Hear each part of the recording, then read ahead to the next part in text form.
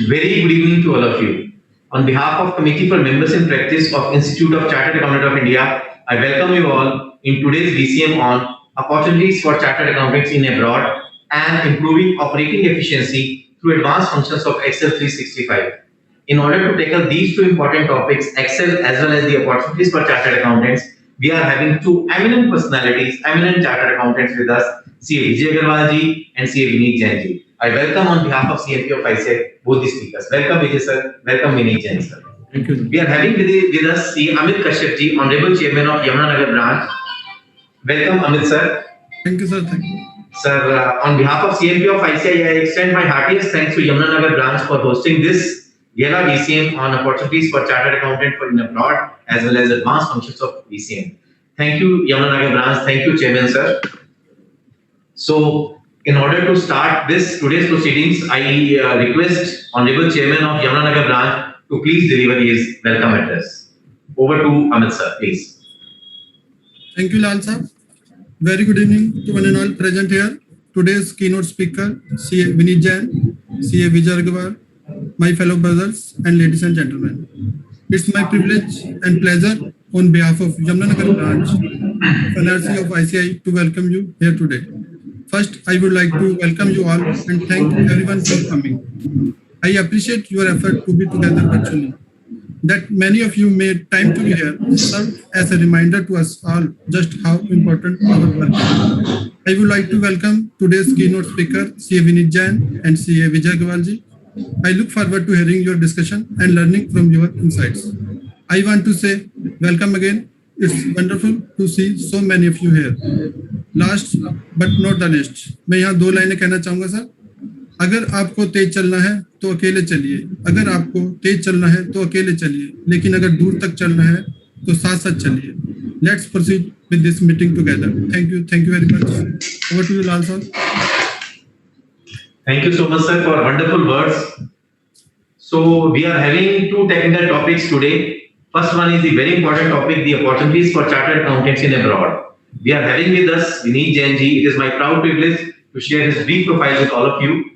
Vineet Jain is a chartered accountant from the Institute of Chartered Accountant of India. He has pursued his bachelor's in commerce from University of Delhi.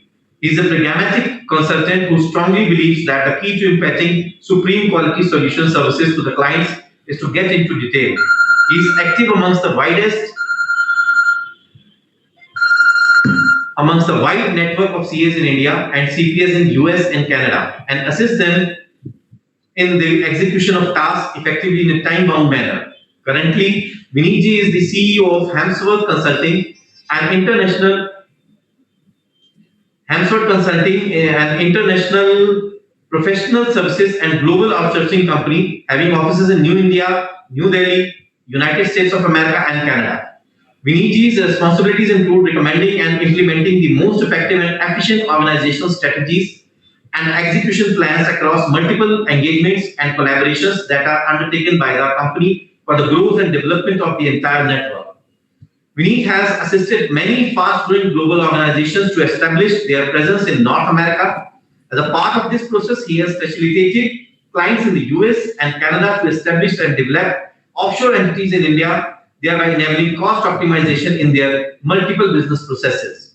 His experience includes statutory audit of public listed as well as closely held companies, internal audit, financial reporting, and has also served the world's largest power and metal and mining companies in process and performance efficiency. Improvement in CIS region.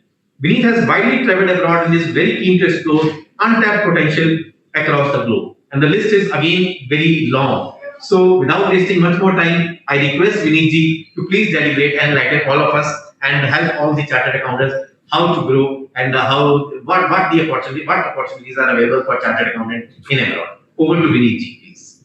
Thank you, Anil ji. Thank you so much for such a warm introduction, and I'm very excited to be part of this webinar today. This is very special because it is my first time I'm participating in such an interaction amongst the professionals from the CA fraternity.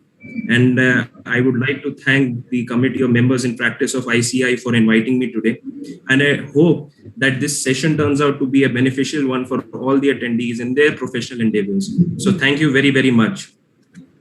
So, friends, I'm here to talk about opportunities for chartered accountants abroad.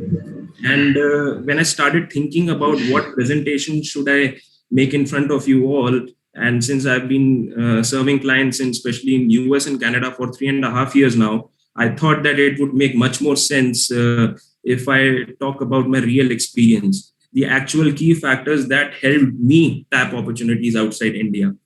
And a lot of my professional colleagues, my friends, students who are pursuing the chartered accountancy course, the seniors, they often ask me this question, that how did I start my journey outside India, or how to tap clientele from outside India. And the very first thing that comes into my mind when I think about the answers to these questions is the network, or relationship with professionals situated outside India. Then I realized that my journey started way earlier than 3.5 years ago. And it took almost a decade of nurturing of relationship with these professionals situated outside India, which allowed me to leverage the opportunities in the international market. But starting with the key factors, the very first key factor in this situation for tapping the opportunities outside India is the network. And network will help you unlock the opportunities outside India. And by network, please don't get me wrong, by network, just because you have a strong network or you're well connected with professionals outside India, it doesn't mean that the work will immediately start coming to you, or you'll get extensive clientele, or you'll get many references and the revenues will start flowing in. This is not the case. Network is just the starting point. Networking के साथ हम शुरुआत कर सकते हैं, आगे बढ़ सकते हैं, but networking is the starting point, it is not the final destination. So networking is one of the major keys which will help you unlock the opportunities outside India, but it is at the same time a starting point. Now the question arises that how should we start with move towards this step of networking? For us started accountants, हमें कैसे आगे बढ़ना चाहिए, कहाँ एक starting point है कि एक network को हम अपना tap करना start करें. And especially for us, the most chartered accountants, the most convenient option is the international chapters of ICAI. The ICAI international chapters are situated in more than 40 cities across 30 countries across the globe. And we need to start aggressively engaging with these international chapters. These international chapters can be a very powerful tool wherein you can collaborate with professionals outside India. Friends, I would like to share a very small example as to how useful these international chapters can be. Do you know, about 15 months ago, during the lockdown, in the middle of the lockdown, when we all were sitting at our homes, 12 chartered accountants came together and incorporated a multidisciplinary network of firms, which is now bidding across multiple consulting projects across 20 countries. And all of these 12 chartered accountants are situated in different regions, including US, Canada, UK, Australia, India. And now they have collaborated with each other and now aggressively working towards adding on these consulting projects. And for all of these chartered accountants, the starting point was these international chapters. They all connected with each other for the very first time through these international chapters. So it is very important to start leveraging your network, start connecting with professionals situated outside India, and start building strong partnership and synergies. And we should always keep in mind that networking is something which does not come easy. It takes a lot of time. It is not a matter of few days. It takes a lot of months, years, wherein you will start building strong networks and start engaging into strong relationships. And we need to make consistent efforts in this direction on a regular basis. And someone has very rightly quoted, and perhaps it cannot be more true, that it is not only about what you know, it is also about who you know. So networking is very important. It is one of the key factors that will help you unlock opportunities outside India, and it is a starting point as well. Then moving on, as you must be well aware that India is one of the leading players in finance and accounting outsourcing services at a global level. And a lot of multinational firms and top global accounting firms, they outsource a major part of the services to their Indian counterparts, especially from US, Canada, and UK. And obvious reasons being that India is an English-speaking country. The services rendered from India are very cost efficient, and our Indian chartered accountants are so dynamic that they complement well with the capabilities of finance and accounting professionals outside the country. In fact, they are much better than them. So, and this has opened gates for Indian chartered accountants who are employed with these multinational companies. For example, if a chartered accountant working in an MNC in India and serving clients in the United States, after a few years of experience and based on his or her performance, may get an opportunity to travel to to the United States and even serve the clients from the front end desk of that multinational firm. So this structure by the MNCs has opened gates for Indian chartered accountants who were employed with them, and now they can unlock the opportunities outside India. Similarly, for practicing chartered accountants, a lot of time what happens is practicing chartered accountants are confined to the domestic market itself, but they think that how should we start looking at opportunities outside India? And it is a very good way of tapping some opportunities is getting into an alliance model or participating into networks or building partnerships with the firms situated outside India, market themselves, share profile about what kind of services you can offer, and then connect with them regarding how you can create powerful synergies. And this way, Indian chartered accountancy firms can collaborate and get into an alliance with the firms outside India. And in fact, have firms who are present in India also on the same way, in the same hand, they have operations outside India. And in fact, our ICI also encourages such alliances and network models subject to a certain guidelines. So this is a very good way for Indian chartered accountants to expand their horizons and get into territories which they have not been able to go into in their individual capacity. And I would like to come back to the kind of opportunities that are there. We keep looking at opportunities from developed economies, but a lot of professionals now, especially Indian chartered accountants who are situated outside, since international chapters are also there across the globe, we also need to start focusing on underdeveloped and developing countries. These countries have huge scope of opportunities, especially like countries like Zambia, Nigeria, Guinea-Bissau, or in Asia Pacific like Nepal, Bangladesh, Mauritius. All these countries have huge scope, and we should not neglect them, and we should always try to find out what kind of opportunities are available in them. Then, so these are but networking is one of the key factors, one of the starting points which will help you leverage the opportunities. And similar way for Indian chartered accountants, getting into alliance, practicing chartered accountants, getting into alliance, building partnerships, and people who want to get a job, they may work into the outsourcing divisions of multinational firms, and that is a good way of exposing themselves to the international market. Now, another very good way of tapping opportunities outside India is through the internet.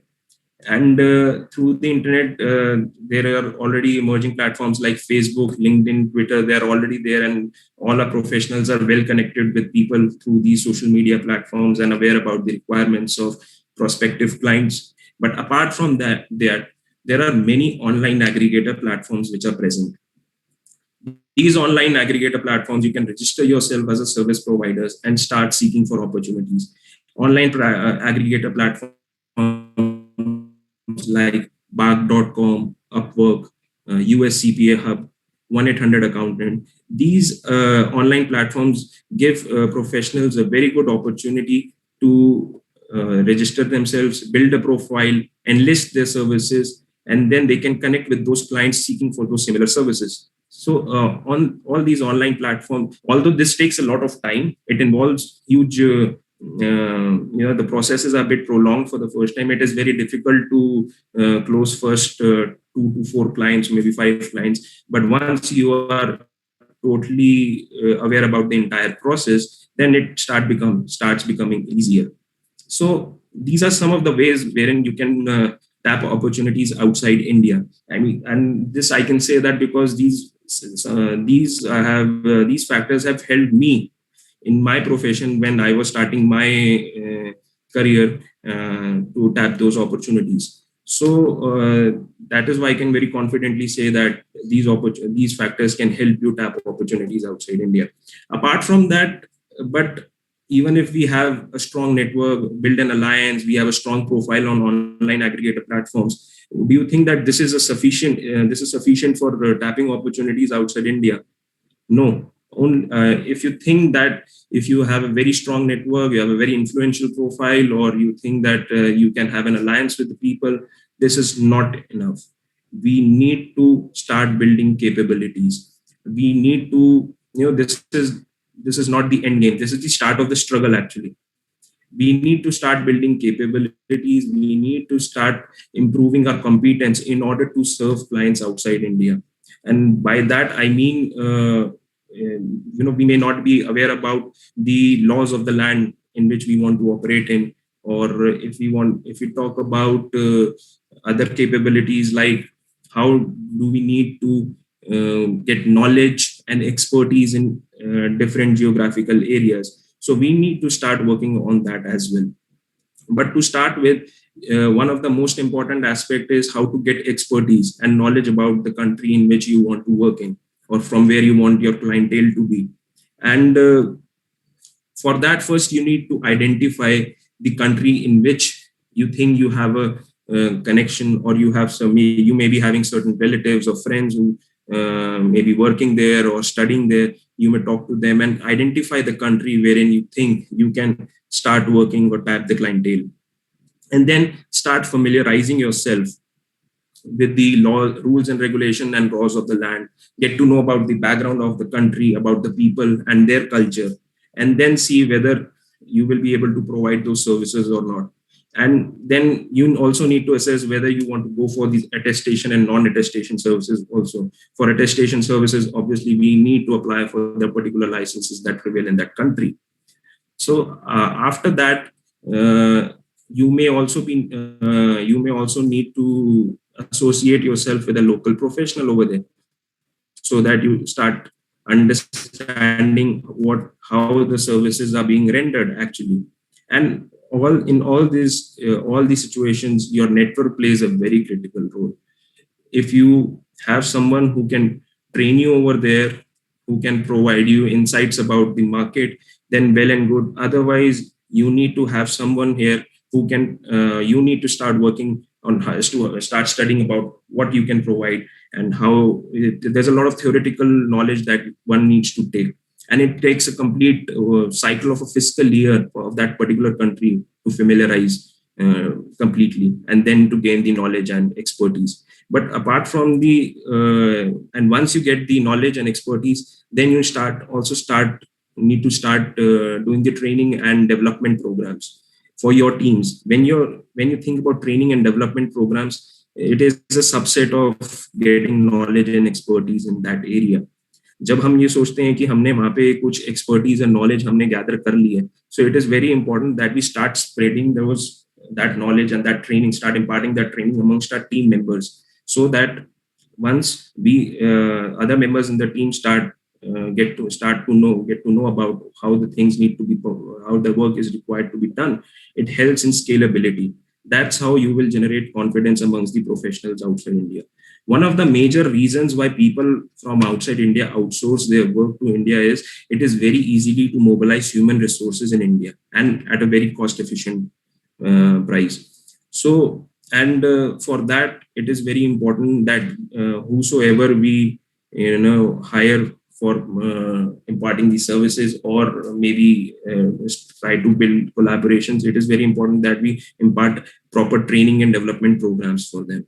So first, gather your knowledge and expertise for that particular country in terms of the systems, laws, rules and regulations, and other aspects about the people, and then start imparting that training amongst your team members. So this is one of the initial aspects that you need to focus on while building capabilities.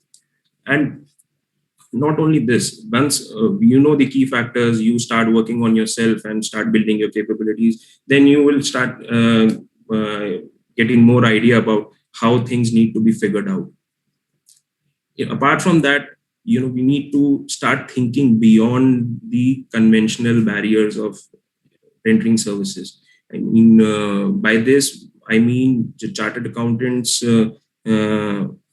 As chartered accountants, we can provide services beyond auditing and taxation, or accounting and bookkeeping. A lot of chartered accountants think about getting out accounting and bookkeeping services from outside India. And but if we look at the accounting and bookkeeping services at a standalone level, particularly this is one of, I would like to share this one of my experience, my learning from the United States, that when we used to look accounting and bookkeeping services at a standalone level, and we did not, and when we were marketing ourselves that way, we did not find many clients, because the major reason behind it is accounting and bookkeeping services are driven by the tax preparation services. So when we started offering services in combination, accounting, bookkeeping plus taxation, then we ended up getting more clients, because people outside India are looking for one-stop solution. They don't want to hire two experts for two different services. And once we start catering to the requirements based on their needs, then we end up getting more and more clients. And similarly, in that way, we need to think about if you're talking about those conventional services like audit, taxation, accounting, we need to see how we can value add to those services apart from renting these standalone services, because for that they will be able to easily able to find professionals in their vicinity. So we need to find out how we can value add to these services, or maybe think about services apart from audit, tax, and bookkeeping. Now a very good way is that the startup ecosystem is booming at a global level. And now what happens is, at the very initial years, all these startups are not able to afford a full-time CFO to run the finance division. And this is a very good opportunity for chartered accountants like us to start providing part-time CFO, virtual CFO services to such clients. And we can explore the startup ecosystem, look at these, provide them all the insights about the finance, the budgeting, cash flows, how they need to manage that, and then they move forward. That's how they find cost-effective services, and one can generate volumes in that. So this way, we need to figure out how we can value add to the client requirements. If we are talking about audit, accounting, and taxation, how we can value add to those services by creating those hybrid models, and certain services apart from audit, accounting, and taxation, like virtual CFO services, valuations, or other advisory services, which are booming nowadays a lot. So this is the second part of building capability, which I would suggest that we should take it, thinking beyond the conventional barriers of rendering services. The third very important aspect is we need to start using the technological solutions. So by technological solutions, I mean that there are a lot of practice management solutions that are present in the market. Auditing tools, a lot of auditing tools are being used outside India. Even small firms are using it. We do not use the auditing tools here in India. All the big firms do, but not the medium or small size firms. So use of practice management solutions, auditing tools, accounting and bookkeeping tools are also there. So that helps you enhance the credibility and confidence amongst the clients. Once we are capable of using these tools, and nowadays due to artificial intelligence and machine learning, it is very easy to use such tools. So with the use of these tools, you can definitely enhance the quality of your services, and this generates more confidence among the clients and professionals outside India. So this will give a competitive edge to professionals who are seeking for opportunities outside India. And but the very limitation that we face in our practicing scenario is that we usually undervalue our services. We do not charge our clients appropriately. And for that, implementation of such technological solution does not come cheap. It does requires some amount of investment in the form of money as well as time. And when we talk about investments, we will be able to invest in these technological solutions only when we are invoicing our clients appropriately. By this, we mean, like, for example, if we implement a practice management solution, it not only enhances your credibility amongst the clients, but it also helps you value your services right. It will tell you how much resources you have spent on rendering of services. So this way, these solutions help you value your services, and we should always think about implementing these technological solutions when we talk about connecting with clients, especially outside India. And apart from that, there are many other best ethical practices which one needs to follow: trust, integrity, honesty. These are some of the key factors which is very important for connecting with people outside India. Transparency, in my opinion, has been a very important aspect which has led me to gain trust from the professionals outside India. So this is something which if one follows, then it can be of great help.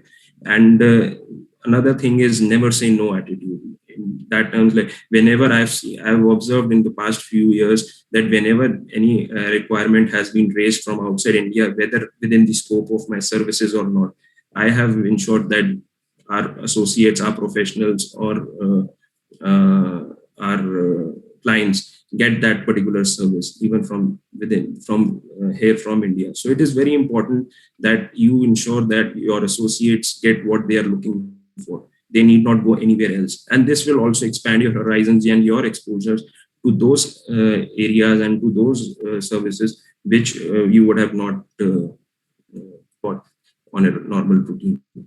So friends, these were some of the key factors and some of the learnings which I have been following, and based on the experience of my past 3.5 years, I have been able to tap certain opportunities abroad. And I think if one needs to convert these opportunities into real revenue generating services, it is very important that we start focusing on these factors and building capabilities, because this is a very important aspect.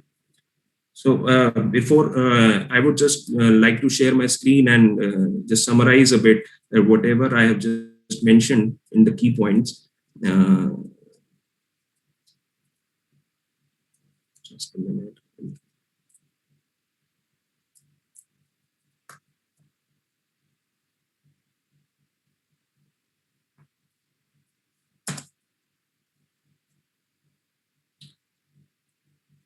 So we just talked about networking, the key factors that will help professional staff opportunities outside India. Number one, networking, international chapters, outsourcing opportunities for individual employees in the MNCs, as well as firms who are into alliances and networking with the international counterparts. Apart from that, the aggregator platforms such as USCPF, 1-800 Accountant, the Lunch Club, Bark.com, Upwork. So these are very important key factors, and I think these are certain common factors irrespective of the country you want to operate in. If we start focusing on these factors, not immediately, but yes, eventually we may start tapping the opportunities outside India. And for successfully converting the opportunities into revenue generating services, we need to start building capabilities as well. So for building capabilities, we need to have up-to-date knowledge and expertise about the country where we want to operate in, get to know about the cultures and backgrounds, start imparting training and development programs for the teams, and start thinking about beyond the conventional approach of rendering services through adaptation of hybrid models, or thinking of ways where we can value or add services for our clients, may it be audit, accounting, tax, or any other services apart from these. And start leveraging technology through the use of software programs, use SaaS-based solutions, use of practice management solutions, auditing tools. Accounting and tax softwares are pretty common, and these have also become very advanced nowadays, and they even do not require any kind of human intervention. But we should also encourage the use of practice management solutions. It will help us to value our services right. So these were certain key points that I wanted to discuss through this webinar. And that is all from my side in this deliberation today. And if we have any questions, Anilji. Thank you so much, sir, for your wonderful deliberation. Can you hear me, sir? Yes, I can hear you. So there are two questions for you. One is, if I want to serve US clients, do I have to pass CPA? Yes, I mean, yes and no. First, if you think that if you want to provide attestation services in the United States, then definitely you need to clear US CPA exams. But if you think that you want to provide only accounting and bookkeeping services, non-attestation services, you need not have the license of US CPA license. But for particularly for taxation services, you need to enroll as an enrolled agent. You need to enroll yourself with the IRS, and there are certain clearances that you need to take. There's a small exam which is not as extensive as US CPA. Also, if you clear that, you can provide taxation services, but not attestation services. So it depends upon what kind of services you want to provide, particularly in the US. One question is,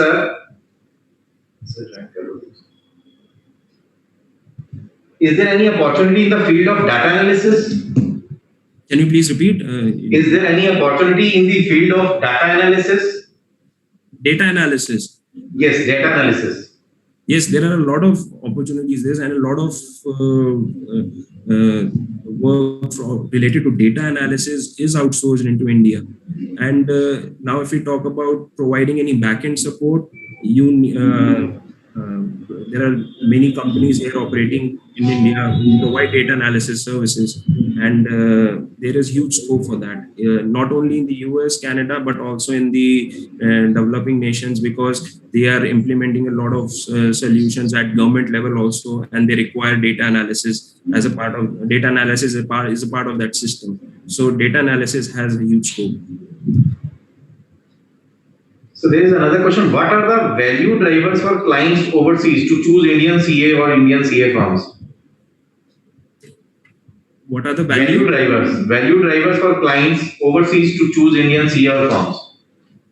See, clients outside India are very, very well aware that Indian chartered accountants are very dynamic. They know that they are competent, much more competent than professionals which are there in their respective countries.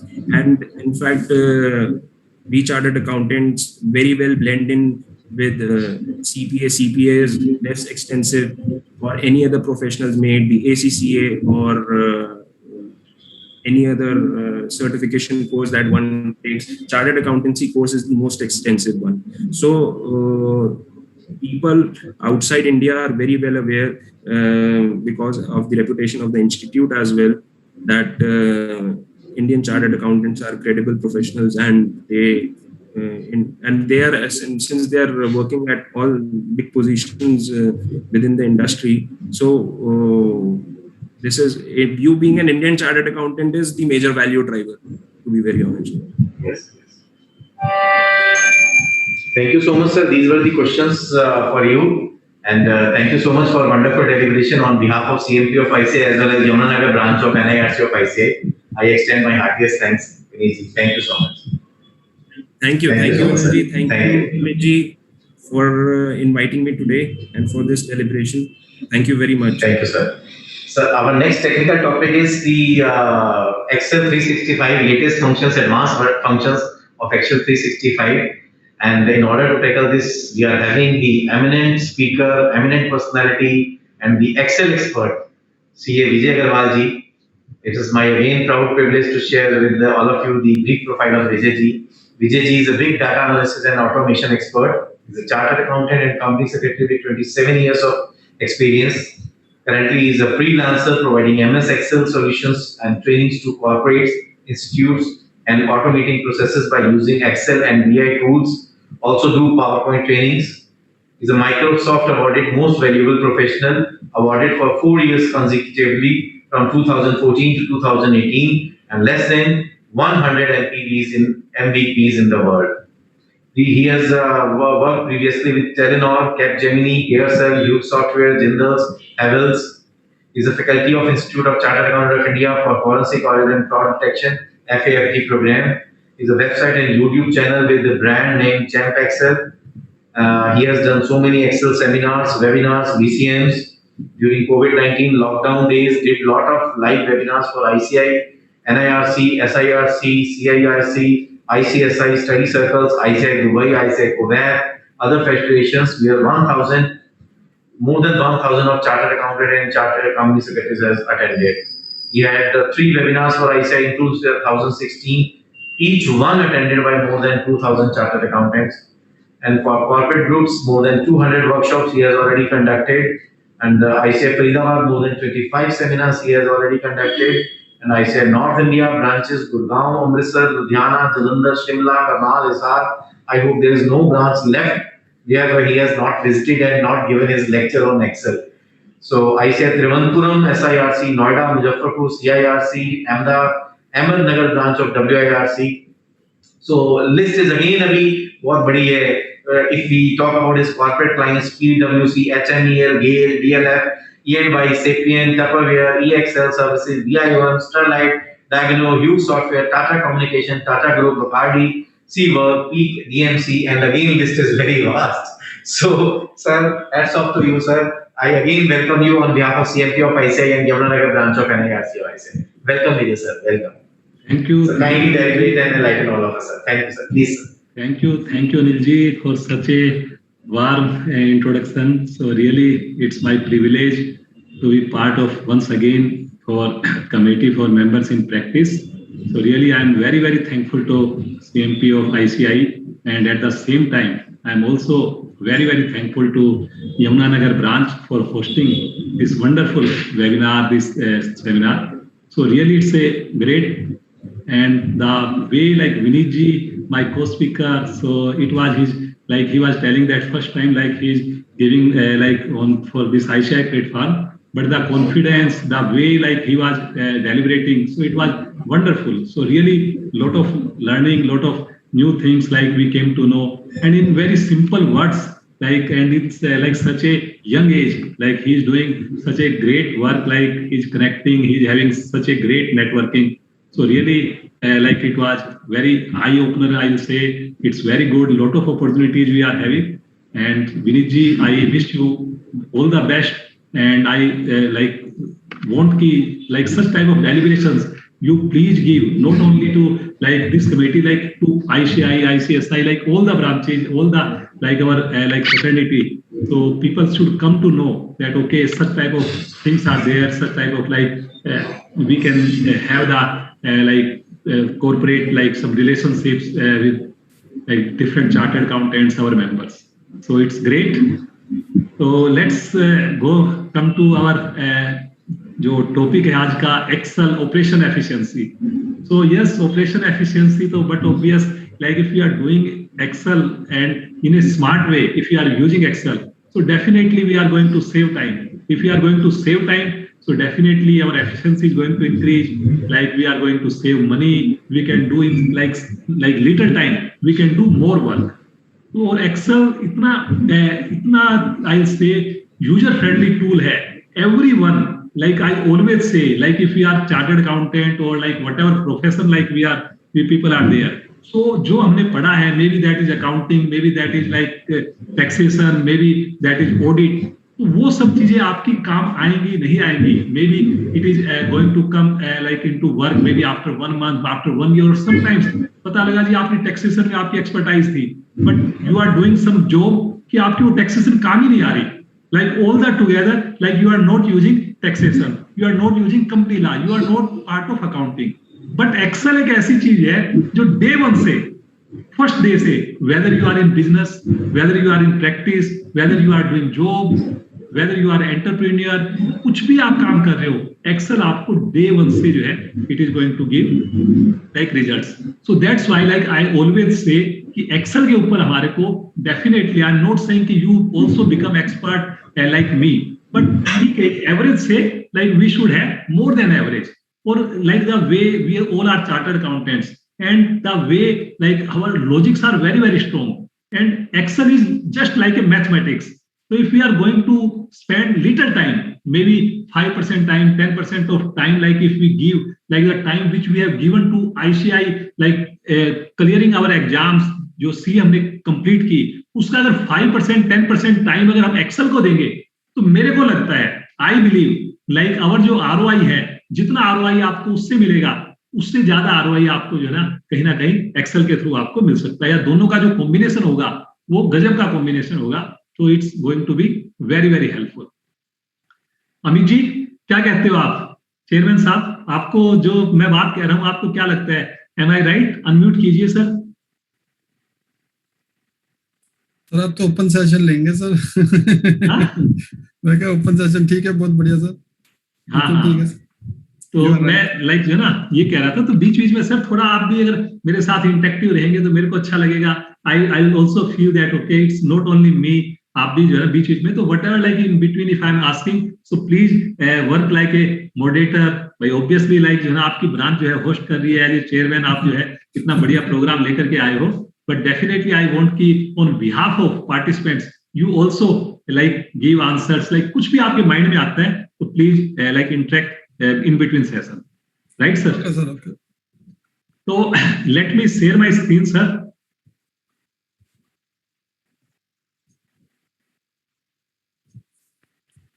तो today जो topic है very good topic, operation efficiency with new functions of Microsoft 365।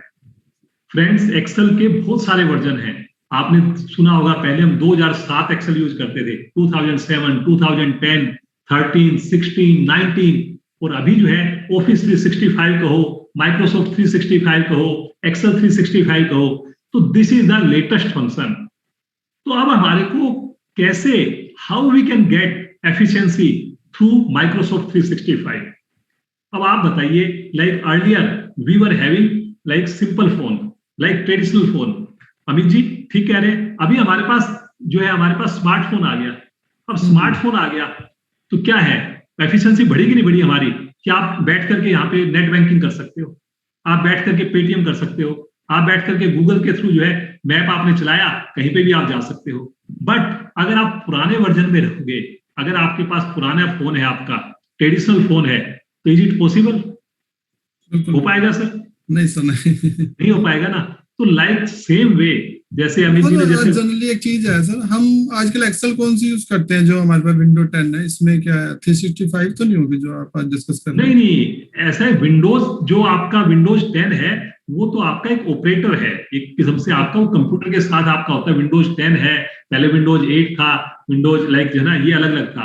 लेकिन Excel जो है, जो Excel की हम बात कर रहे हैं, ऑफिस की बात कर रहे हैं, उसका जो वर्जन होता है या तो ऑफिस 2007 जो हमारा पुराना वर्जन होता था, उसके बाद मेरे पास आ गया 2010 version.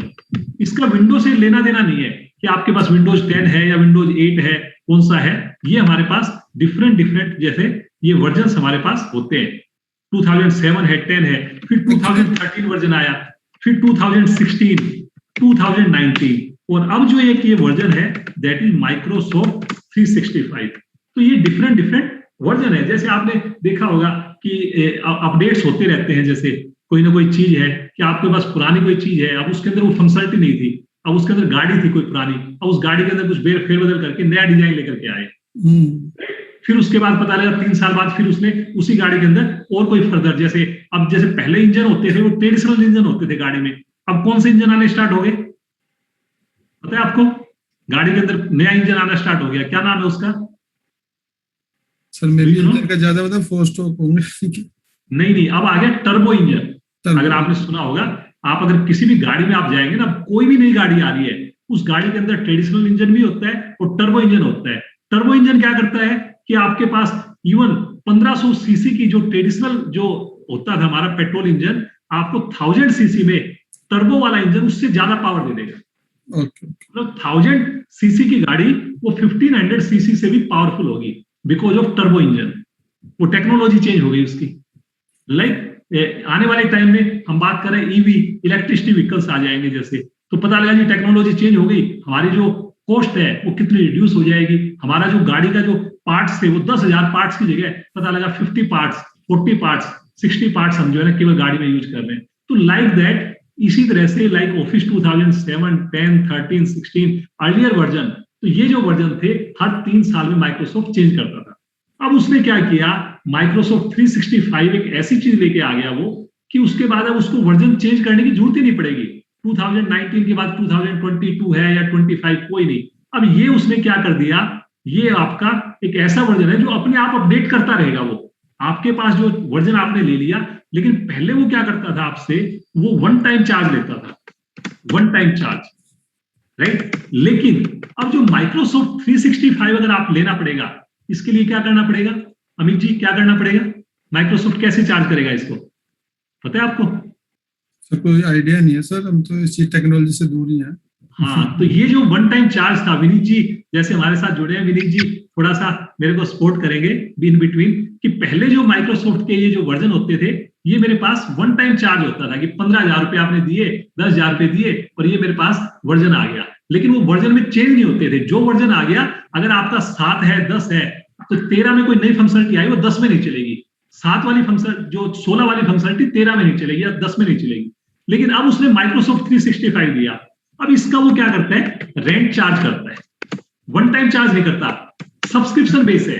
This is subscription base. जैसे कि आप टाटा स्काई लेते हो, जैसे कि आप अलग अलग कोई ऐप लेते हो, उसका आप मंथली चार्ज देते हो। उसका फायदा क्या है, अब इसके अंदर वो अपडेट्स जो होंगे ना, अपडेट्स वो आपके होते रहेंगे, ऑटोमेटिकली अपडेट्स हर महीने हो रहा है, 15 दिन में हो रहा है, 3 महीने में हो रहा है। अगर आप चाहो तो अपडेट्स करो, नहीं तो वो तो आपको अपडेट्स दे रहा है। तो इसमें क्या होगा, उसको कभी भी वर्जन चेंज करने की जरूरत नहीं पड़ेगी, लेकिन उसको रेंट मिल रहा है, और रेंट जो है नॉमिनल रेंट है। अगर आप माइक्रोसॉफ्ट 365 लो, इसका अगर आप फैमिली पैक लो, family pack, it is going to cost you 6,000 INR for a year के लिए मैं बोल रहा हूं, 1 साल के लिए। और इसमें क्या मिलेगा आपको, 6 मशीनों के ऊपर, मतलब 6 यूजर का लाइसेंस मिलेगा, 6 यूजर्स, 6 अलग अलग यूजर्स इसके ऊपर जो है ले सकते हैं इसी एक लाइसेंस में। और इसके साथ आपको 1 TB, 1 ड्राइव, जो आप स्पेस बोलते हो, जैसे हम हार्ड डिस्क खरीदते थे ना, एक्सटर्नल हार्ड डिस्क, ऐसे आपको 1 TB की 1 ड्राइव आपको मिलेगी साथ में, सबको मिलेगी, 6 यूजर्स को, मतलब 1 TB एक यूजर को, 1 TB दूसरे यूजर को, ऐसे आपको मिलेगी 6,000 रुपए साल के देने में। तो 1,000 रुपए में आपको क्या मिल गया, एक्सेल मिल गया, पावर पॉइंट मिल गया, आउटलुक मिल गया, एक्सेस मिल गया, मतलब ये जो जितने भी प्रोग्राम है, वर्ड मिल गया, माइक्रोसॉफ्ट वर्ड, और साथ में आपको 1 TB 1 ड्राइव भी मिल गई, जो आप क्लाउड के ऊपर आपकी वो रहेगी, कहीं से भी यूज करो, एंड फुल्ली सिक्योर। मतलब इसमें ऐसा नहीं है कि आप ये कहोगे यार इसमें मेरी कोई चीज है। इसका फायदा ये है, आप जैसे जीमेल खोल सकते हो, कहीं से भी खोल सकते हो, आपको बस पासवर्ड पता होना चाहिए अपना। इसी तरह से आप अपना कंप्यूटर जो है वो कहीं से भी चला सकते हो और इसके अंदर फाइल को एक्सेस कर सकते हो। अदरवाइज मन में रहता है, अरे यार मेरा कंप्यूटर चोरी हो गया तो, अरे यार मेरा कंप्यूटर कहीं ब्रेक हो गया तो क्या होगा, अरे यार मेरे को फाइल शेयर करनी है, पता लगा जो 20 MB की फाइल है वो भेजने में मेरे को जो है वो हैंग हो रहा है सिस्टम, वो मेरा जा ही नहीं रहा, मेल मेरे को वो बाउंस हो रही है। तो मैं क्या कर सकता हूँ, 1 ड्राइव की केवल लिंक शेयर कर सकता हूँ, एक्सेस दे सकता हूँ उसको कि भाई आपको ये एक्सेस है, रीड की एक्सेस दे सकता हूँ, एडिट की एक्सेस दे सकता हूँ। आपका जो फाइल का काम है वो 4 आदमी एक साथ काम कर सकते हैं, कि विनीत जी भी काम कर रहे हैं भाई अपने बैठ करके, वो कनाडा गए हुए हैं सपोज करो, तो कनाडा से वो काम कर रहे हैं, यमुनानगर से अमित जी काम कर रहे हैं, मैं दिल्ली से काम कर रहा हूँ, एक ही फाइल पे काम कर रहे हैं और वो फाइल सेव भी हो रही है। तो ये जो टेक्नोलॉजी है, ये चीज हमारी एक्सेल के थ्रू, न्यू फंक्शनलिटी जो आई है उसके थ्रू हम कर सकते हैं, माइक्रोसॉफ्ट 365 को यूज करके कर सकते हैं। अब इसके अंदर मैंने बताया टर्बो इंजन, जैसे टर्बो इंजन आ गया तो उसके अंदर क्या हुआ, पावर आपको कम देनी पड़ रही है, लाइक कॉस्ट आपकी कम पड़ रही है, लेकिन उसके फायदे ज्यादा मिल रहे हैं, राइट। तो ये जो टर्बो इंजन वाली टेक्नोलॉजी आ गई माइक्रोसॉफ्ट 365 में, इस टेक्नोलॉजी को बोलते हैं डायनामिक एरे। एक फंक्शनलिटी आ गई इसके अंदर, डायनामिक एरे फंक्शनलिटी आ गई इसके अंदर। तो ये जो क्या है, पहले जो फॉर्मूलेज थे मेरे, वो फॉर्मूलेज सिंगल सेल पे चलते थे।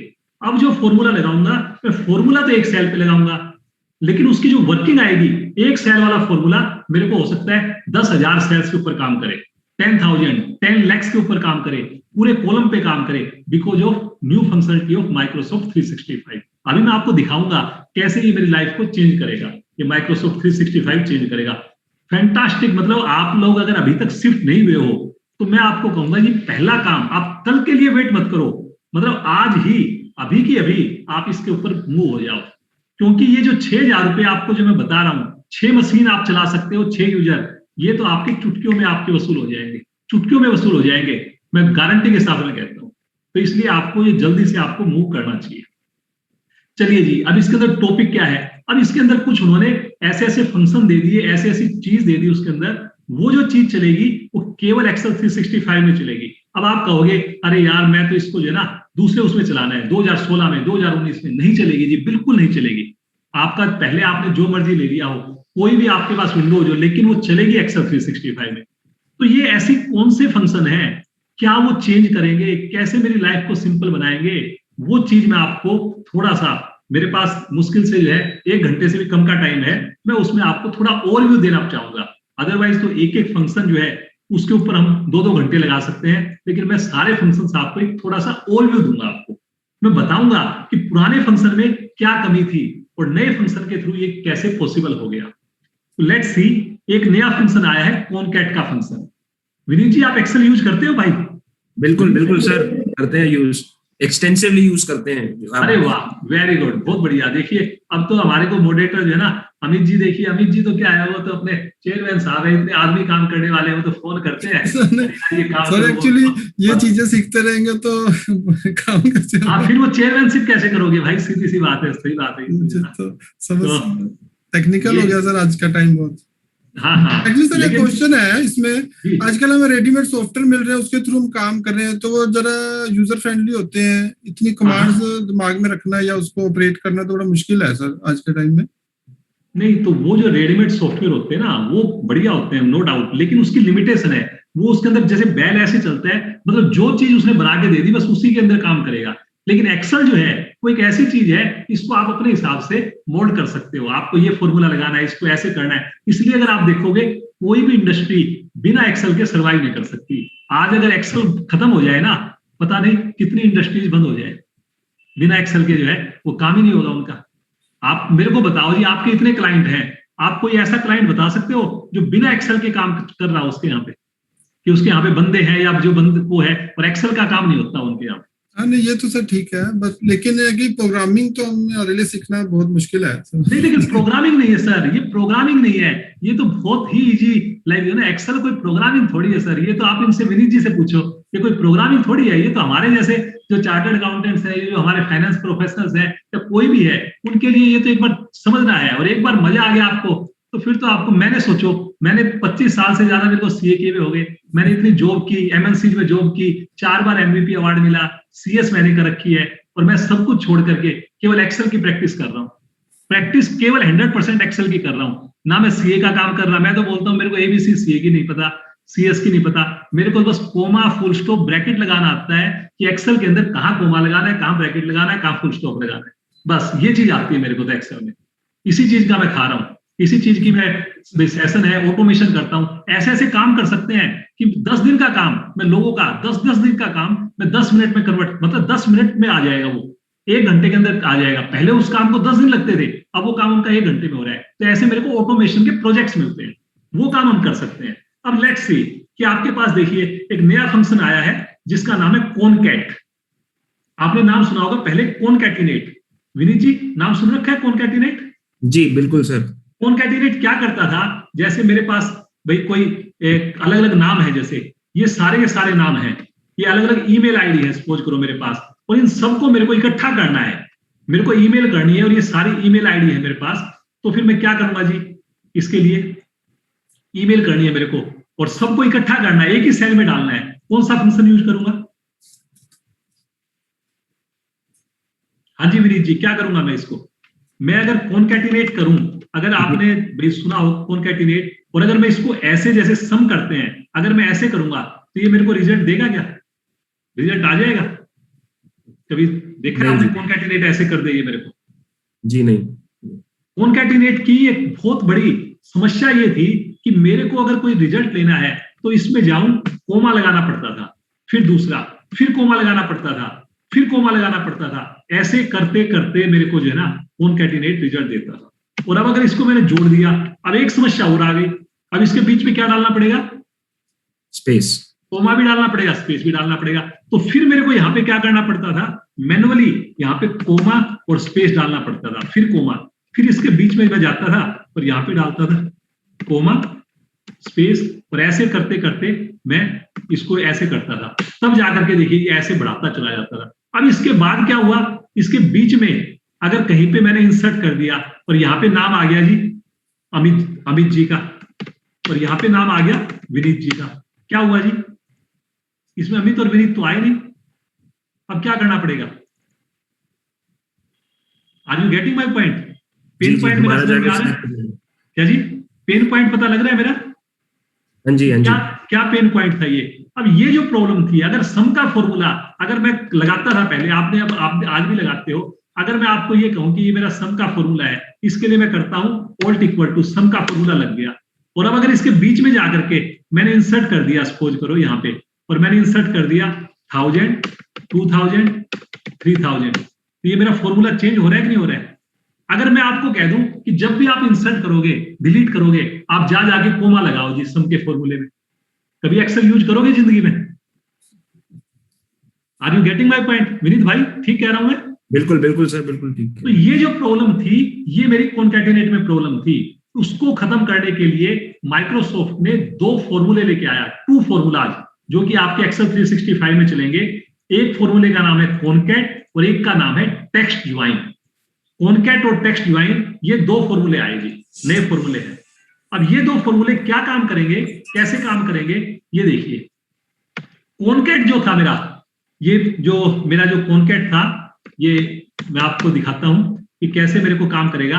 कि अगर मैंने यहां पे अगर इकट्ठा जोड़ना है, जैसे कॉनकैट किया मैंने, और मेरे को रेंज लेनी है, जैसे मैंने ये रेंज डाल दी, ऐसे रेंज डाल दी और इसको एंटर कर दिया, देखिए इसने कर दिया, जो कि पहले नहीं होता था, कॉनकैटिनेट के अंदर नहीं होता था ये। कॉनकैट के अंदर मैं रेंज दे सकता हूं। अब अगर इसके बीच में जाकर के मैंने विनीत डाल दिया, सपोज करो, तो यहाँ पे जो है विनीत भी यहाँ पे आ जाएगा। आ गया ना जी विनीत? लेकिन प्रॉब्लम रह गई कौन सी? प्रॉब्लम कौन सी रह गई विनीत भाई? Space and comma. स्पेस और कॉमा की प्रॉब्लम रह गई। उसके लिए उन्होंने क्या किया, एक दूसरा फॉर्मूला लेकर के आए और उसका नाम दे दिया टेक्स्ट ज्वाइन। कि जैसे सपोज करो मेरे को इसके बेस पे कोई आईडी बनानी है, जैसे होता है ना कि मेरे को कैटेगरी आईडी है सब, इसको मेरे को एक मटेरियल कोड बनाना है कोई। अब मैं एक तो चीज ये है कि मैं ऐसे करूं, ZB_ मैनुअल डालूं, फिर उसके बाद मैं 62 करूं, फिर अंडरस्कोर NF6367, एक तो होता है मैनुअल काम करूं जी, फिर इसको मैनुअल करना पड़ेगा। फॉर्मूला लगाऊंगा, कॉनकैटिनेट लगाऊंगा, ये प्रॉब्लम करेगा। अगर मैं एंड करूंगा, फिर उस स्पेस लगाऊंगा, फिर प्रॉब्लम होगी, टाइम लगेगा मेरे को। अब मैं क्या कर सकता हूं, इसकी जगह एक नया फॉर्मूला आ गया, टेक्स्ट ज्वाइन। क्या नाम है फॉर्मूले का? Text join. अब इस फॉर्मूले को मैंने जाकर के इस पे क्लिक कर दिया और ये देखिए एक विंडो खुल गई। इससे मेरे को इजी हो जाता है करने का, मैं करने को यहां भी कर सकता था। अब ये डिलिमीटर पूछ रहा है जी, डिलिमीटर क्या है विनीत भाई? डिलिमीटर किसको कहते हैं? डिलिमीटर का मतलब होता है मेरे को स्पेस देना है, कोमा देना है, स्टार देना है, क्या देना है, मतलब डिलिमीटर क्या है मेरा, जो चीज मैं करना चाह रहा हूं। तो यहां पे मेरा डिलिमीटर क्या है भाई? Space and comma. तो मैंने कोमा और स्पेस यहां पे डाल दिया जी, कोमा और स्पेस। फिर उसके बाद इग्नोर एम्प्टी इग्नोर, और टेक्स्ट 1 के अंदर मैंने जाकर के इसकी कैटेगरी यहां पे ये दे दी, या मैंने इसके अंदर कोमा स्पेस की जगह मैंने इसको बोल दिया अंडरस्कोर दे दिया, कुछ भी दे सकता हूं मैं, अंडरस्कोर दे दिया मैंने, और मैंने इसको बोल दिया ओके। इसने क्या किया भाई, और इस फॉर्मूले को पकड़ करके मैंने डबल क्लिक कर दिया, हो गया जी काम, बन गया जी काम। अब अगर गलती से मैंने इसको डिलीट कर दिया तो भी मेरा फार्मूला चल रहा है, और इसके बीच में जाकर के मैंने एक नया जो है कॉलम इसमें डाल दिया। सपोज करो यहां पे मैं गया और एक इंसर्ट मैंने कर दिया कॉलम इसके अंदर, और यहां पे मैंने डाल दिया कि मेरे को लोकेशन, और यहां पे मैंने डाल दिया यमुनानगर, दिल्ली, मुंबई। क्या हो रहा है जी, समझ में आ रहा है आपको? Are you getting my point Amit भाई? अब ये बताओ इसमें कोई टेक्निकल है क्या? अब जो मैं ये फॉर्मूला बता रहा हूं इसमें बताओ जी क्या टेक्निकल आ गया? कौन सी आपको इसके लिए कोडिंग सीखनी पड़ेगी? कौन सा आपका दिमाग लगाना है? एक सिंपल आपने एक फॉर्मूला तो लगाया टेक्स्ट ज्वाइन, और उसके बाद करके यहाँ पे दे दिया, उसको बता दिया कि भाई मेरे को क्या चाहिए, ये चाहिए। आपने बोला नहीं मेरे को तो ये नहीं चाहिए, मेरे को तो कोमा और स्पेस चाहिए, तो कोमा स्पेस दे दो। ये लो जी कोमा स्पेस आ गया इसके अंदर। आप ये कहो नहीं जी मैं तो ऊपर जो भी डालूं वो आ जाए, मैं मतलब यहाँ पे डालूंगा जो भी वो आ जाए, मतलब मेरे को यहाँ पे ये चाहिए जी। और मैंने अब की बार क्या किया, इसके अंदर रेफरेंस जो है इसका दे दिया यहाँ पे जाकर के, और इसकी जगह पे मैंने ये डाल दिया और इसको F4 कर दिया, फिक्स कर दिया। अब की बार मैंने पकड़ के खींचा तो ये आ गया। अब मैं इसको प्ले कर सकता हूं, मैंने यहाँ पे स्टार डालना है, हैश डालना है, स्पेस डालना है, ये हैश आ गया जी। पहले भी स्पेस डालना है, ये आ गया। देखिए अब इसके अंदर कॉलम मेरे को डिलीट करने हैं, मैं डिलीट कर दूंगा तो भी मेरा चलता रहेगा। देखिए तो मेरे लिए कितना इजी हो गया, कितना फटाक से मेरा काम हो गया। अगर मेरा कहीं पे ब्लैंक पड़ा हुआ है वो ब्लैंक को भी इग्नोर कर देगा, अदरवाइज पहले ये ब्लैंक इग्नोर नहीं होते थे। अब सपोज करो मैंने इसके अंदर खाली छोड़ दिया, मैं कहता हूं कि ये नहीं चाहिए मेरे को, तो ये देखिए ये हो गया। इसके अंदर इसको खाली छोड़ दिया, ये भी हो गया। यहाँ पे ये कर दिया, ये भी हो गया। अगर मैंने पूरी लाइन को खाली कर दिया, पूरी लाइन को खाली कर दिया, यहाँ पे खाली हो गई लाइन। यहाँ पे आप देख रहे हो मेरे पास हैश वगैरह कुछ नहीं आया। तो ये दो फॉर्मूले बड़े शानदार फॉर्मूले हैं जो मेरे को कॉनकैट और टेक्स्ट डिवाइन दोनों फॉर्मूले को यूज करके कितने इजी मेरी लाइफ हो गई। मेरे को कोई भी चीज जोड़नी है, इकट्ठी करनी है, वो चीज मेरा चुटकियों में काम हो सकता है, डायनामिक काम हो सकता है। ठीक है जी, अमित भाई, विनीत भाई, आपको ठीक लग रहा है भाई? समझ में आ रहा है? कुछ ऐसा तो नहीं उस सर के ऊपर से चीजें जा रही हो, ऐसा तो नहीं हो रहा? विनीत भाई समझ आ रहा है विजय जी, समझ आ रहा है। चलो वेरी गुड भाई, मेरे को भी बढ़िया लगा भाई। आपने मतलब जो ना कनाडा और पता नहीं कहाँ कहाँ काम कर रहे हो यार, कभी आप हमारे को भी ले जाया करना यार। अब तो वैसे एज हो गई बट कोई नहीं, घुमा देना यार कभी थोड़ा बहुत। नहीं डेफिनेटली सर, डेफिनेटली। चलिए, वैसे बहुत स्कोप है कनाडा के अंदर, और कनाडा में एजुकेशन का बहुत स्कोप है आज की डेट में। एजुकेशन के लिए मेरी डॉटर खुद जो है ना कनाडा में पढ़ रही है, तो मेरे को लगता है कि मैं बात होती है तो काफी कुछ पता लगता है कि कैसे मतलब है ना भाई वहां पे कर रहे हैं, क्या सिस्टम है, क्या चीजें हैं। तो जरूर हमारे को कहीं ना कहीं एक्सप्लोर करनी चाहिए चीजें, कई बार पता नहीं लगता क्या चीज मिल जाए मेरे को। चलिए जी, अब आगे बढ़ते हैं। ऑफिस 365 के फॉर्मूले, ये जो फॉर्मूले मैं बता रहा हूं केवल एक्सेल 365 में चलेंगे। अमित जी ऐसा मत करना कि अब इसके बाद जाकर के और आप अपने आप बाबा आदम के जमाने के वो कंप्यूटर में जाओ और 2007 का आपने कंप्यूटर खोला, अरे यार वो विजय जी ने तो ऐसे ही पता नहीं क्या उल्टे सीधे या इसमें चलता ही नहीं। आप अपने जरा बच्चों को बुला करके उनको स्टाफ को कहो, अरे यार इसमें क्यों नहीं चलता? अरे भाई उसके लिए 6,000 रुपए खर्च करने पड़ेंगे, समझ गए ना?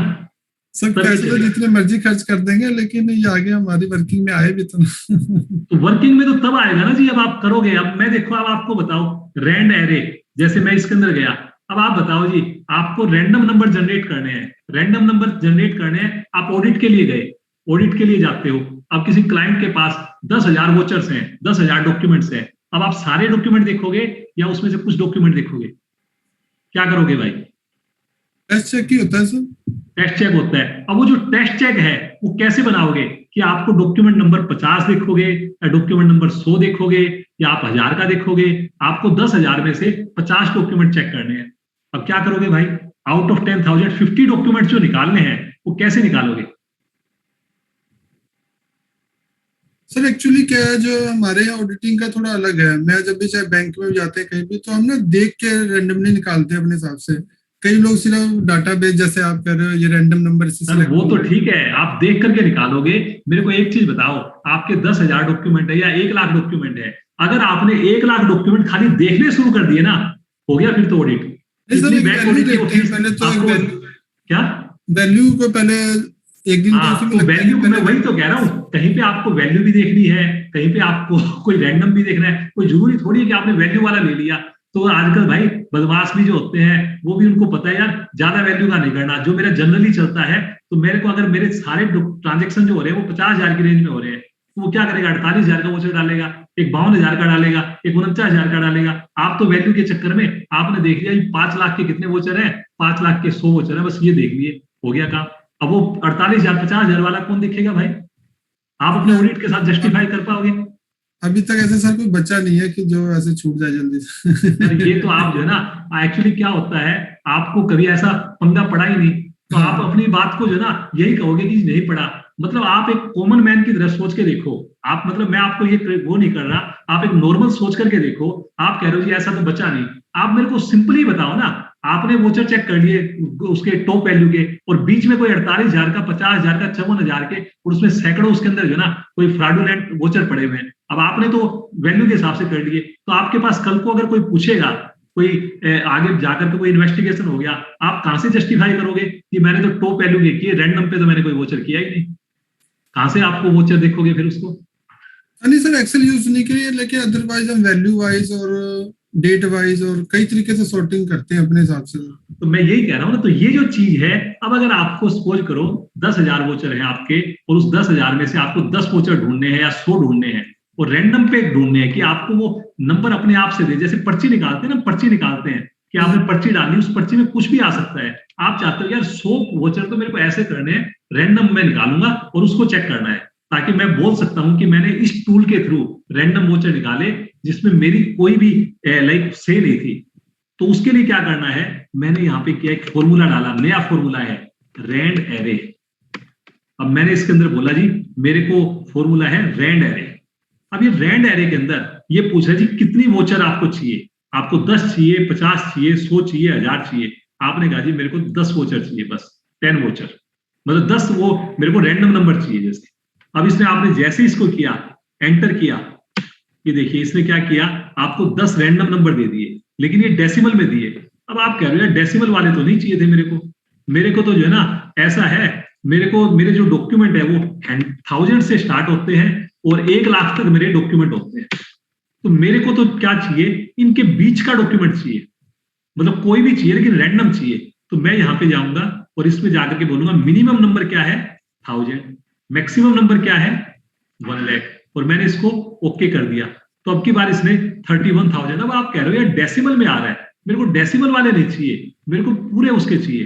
कोई बात नहीं, इसके अंदर जाओ और ये जो इंटीजर है इसमें आप बोल दो ट्रू, कि मेरे को बिना डेसिमल के चाहिए। आपने इसको ओके कर दिया, क्या आ गया जी यहाँ पे, ये जो आए हैं ये क्या दिए इसने, complete voucher number. Amit ji इसने रैंडमली वोचर दे दिया आपको। अब इस वोचर को अगर आप इस पे इन्वेस्टिगेट करोगे तो कल को आप किसी को बोल सकते हो ना, आप अपना जो वर्किंग पेपर बनाओगे ऑडिट का, आप बोल सकते हो जी मैंने एक्सेल का रैंड एरे फंक्शन यूज किया, जो कि पूरा वर्ड मानता है कि उसके अंदर कोई मैनिपुलेशन नहीं हो सकती, कुछ ये नहीं हो सकती। तो मैंने उसको किया और उसके करने से मैंने 10 वोचर डाले, ये रेंज दी और ये वोचर निकल करके आए मेरे पास, और इसके बेस पे मैंने रैंडम चेकिंग की। अब वो 50,000 का भी आ सकता है, इसमें 2 लाख का भी आ सकता है, और आपका 5 लाख का भी आ सकता है। जो आप टॉप वैल्यू कर रहे हो वो तो करोगे ही करोगे, मैं ये नहीं कह रहा कि वो टॉप वैल्यू वाला नहीं करोगे, लेकिन जो रैंडम आप करोगे उसके लिए कोई ना कोई एल्गोरिथम लगाओगे ना। अब आपको 10 की जगह आपने बोला नहीं जी मेरे को 10 वोचर नहीं करने, मेरे को तो 100 वोचर चाहिए। आप सोचोगे कैसे करूं, ये नंबर करूं, वो करूं, 50-50 बढ़ा दूं, नहीं, आपने 100 डाला, यहाँ पे एंटर किया, कितने वोचर आ गए, अपने आप से 100 वोचर जो है ना 1 सेकंड के अंदर जनरेट कर दिए इसने। मतलब ये जो है एक्सेल 365 का फंक्शन है। आपको 5 वोचर जनरेट करने हैं, 5 आ गए, आपको 2-4 करने हैं, 4 आ गए। मतलब ये रैंडम नंबर जनरेट कर रहा है, 1000 और इसके बीच में जनरेट कर रहा है आपको। अगर इसके बीच में आपने ये चेंज कर दिया, आपने बोला जी मेरे को तो 1000 से लेके यहाँ पे मैंने बोल दिया कि मेरे को इसके अंदर बोला कि मेरे को 1 से लेके और 500 तक के बीच में करना है। ये देखिए 1 से 500 तक के बीच में आ गया, मतलब रैंडम नंबर जनरेट हो गए मेरे पास। और मेरे को अगर कॉलम भी जनरेट करने हैं कि मेरी 4 रो और 3 कॉलम मेरी टेबल बन जाए, तो मैं इसके अंदर जा करके यहाँ पे कॉलम भी दे सकता हूं। मैंने दे दिया कॉलम और इसको बोल दिया ओके।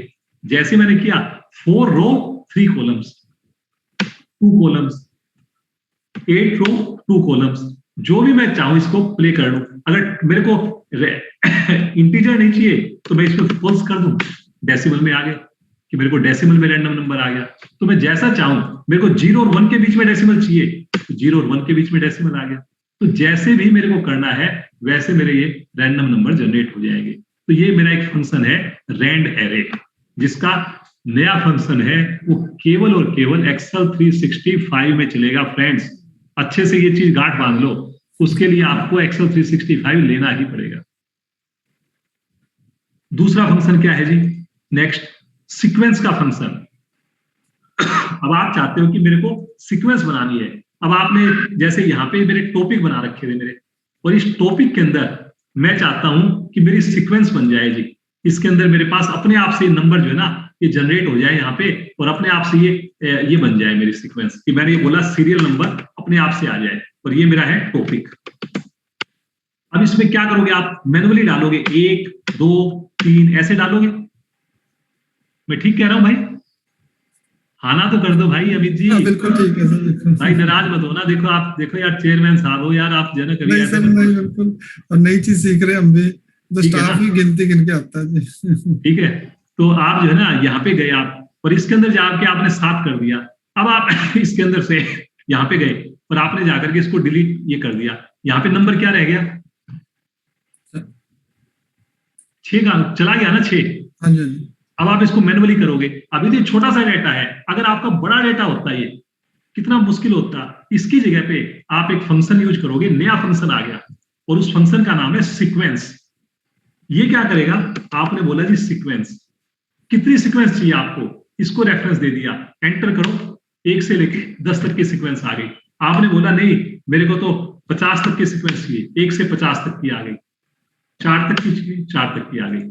अब इसको आपने अगर यहाँ पे यूज करना है तो ये देखिए एक फॉर्मूला होता है, मैंने इसको बोला इस फॉर्मूले का नाम है, मेरे को टोटल करना है, जैसे मेरे को किसी भी चीज को काउंटा, तो मैंने क्या किया, यहाँ पे जाकर के एक फॉर्मूला लगाया काउंटा, और काउंटा में जाकर के मैंने रेंज दे दी, जितनी मर्जी मैं रेंज दे सकता हूं। ये क्या करेगा, मेरे को काउंट करके बताएगा कि कितने मेरे यहाँ पे नंबर है। 7 नंबर है तो 7 काउंट कर दिया इसने। अब इसका फायदा क्या होगा, मैं इसको जाकर के यहाँ पे रख दिया एक बार मैंने, और इसको मैं कलर भी कर देता हूं, आपको नजर आता रहेगा, राइट। अब मैंने यहाँ पे जाकर के एक फॉर्मूला लगाया सीक्वेंस, और इसका रेफरेंस दे दिया बस, और इसको एंटर मार दिया, क्या हो गया जी 7। अब इसकी ब्यूटी देखना, ब्यूटी क्या है इसकी।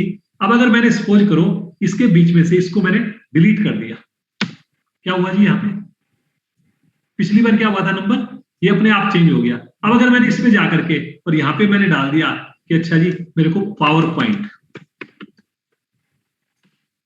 अपने आप से 7 नंबर भी आ गया। मैंने इसके अंदर जाकर के बोल दिया कि मेरे को आउटलुक, ये भी आ गया। मैंने बोल दिया अमित जी, अमित जी को भी ले लिया। अब अगर इसमें जाकर के मैं मतलब कोई डिलीट कर रहा हूं तो ये देखिए इनको 5 और 6 को डिलीट कर दिया, नंबर अपने आप चेंज हो गए। तो ये है सीक्वेंस का फॉर्मूला, ऑटोमेटिक हो गई चीज। बाकी आपको क्या फर्क पड़ना है, आपने तो लड़कों को बोलना है कि भैया लग जाओ लाइन पे, डालना शुरू कर दो। टाइम की कोई कमी थोड़ी आपको, आपके पास तो आर्टिकल वो है, चलो यार क्या बंदा उसको 4 घंटे लगे 2 घंटे लगे, क्या फर्क पड़ना है भाई, काम 2 मिनट में हो सकता है। लेकिन आप उसको 2 दिन लगवा दोगे, 2 घंटे लगवा दोगे, उस बंदे को बोलोगे यार यार रात को भी काम कर, यार तू आज सैटरडे को लगा, यहाँ पे संडे को लगा, तो क्या होगा, वो तो फिर करेगा बेचारा, उसको तो काम करना है भाई। लेकिन आप सोचो कि अगर उसको एक्सेल आ गया, सर हमने अगर जब उसको ये शुरू नहीं, किया था ना सर, तब वो हाँ लोटस सिखाते थे, पूरा 1 ईयर कोर्स किए थे, आज उसका हाँ पता ही नहीं है कहाँ पहुंच गया आज हम। तो अब देखो वो लोटस तो बहुत पुरानी है, मैंने भी काम किया है लोटस में, वो 2000 से पहले की बात है, हाँ, 2000 2000 से से भी, पहले। हाँ तो उस टाइम होता था। लेकिन अब तो ये एक्सेल जो है ना ये हो गया। तो ये देखिए सीक्वेंस का फॉर्मूला मेरे को ऐसे देता है, और ये सीक्वेंस जरूरी नहीं कि 1 से स्टार्ट होगी। कल को मैंने बोल दिया कि मेरे को जो सीक्वेंस स्टार्ट करनी है वो मेरे को स्टार्ट करनी है 10 से, तो 10 हो जाएगी। फिर मैंने बोल दिया स्टेप कितने करने हैं, मेरे को 100 का स्टेप करना है, तो ये देखिए 10 के बाद 100 बढ़ा दिए 110। अब की बार मैंने 4 की जगह बोला मेरे को 10 नंबर तक चाहिए, आ गया।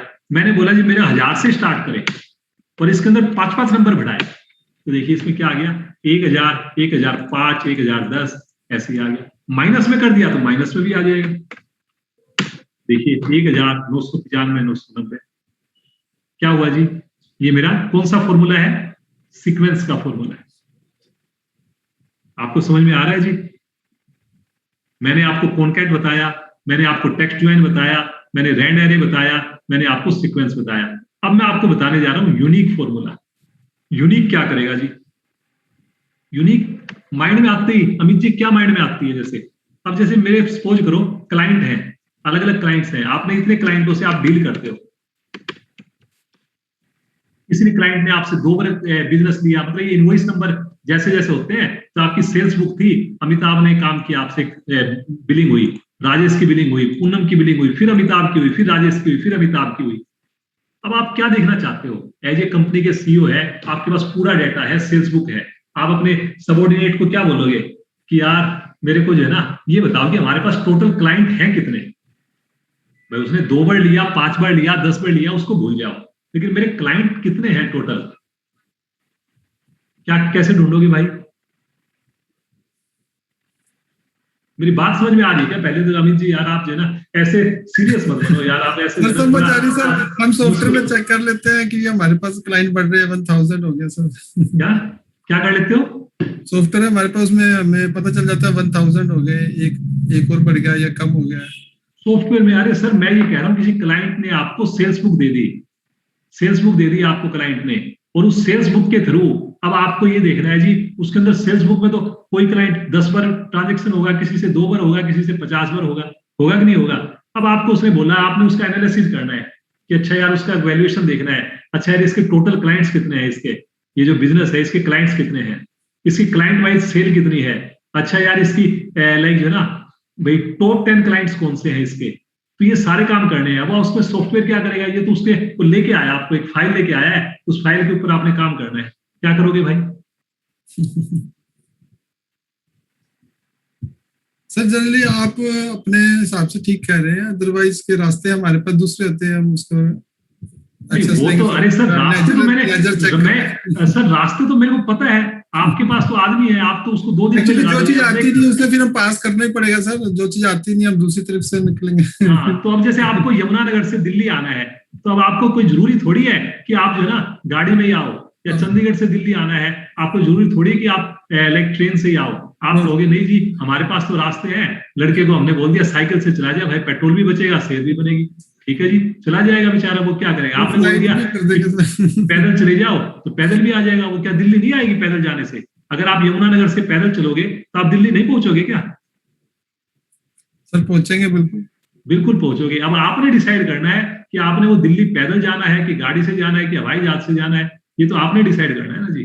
काम तो आपके सारे हो जाएंगे, आपके पास तो रास्ते हैं, मेरे को पता है पक्के रास्ते हैं आपके पास, लेकिन वो रास्ते आपके, आपने डिसाइड करना है जी मेरे को ये रास्ता ठीक है या गलत है।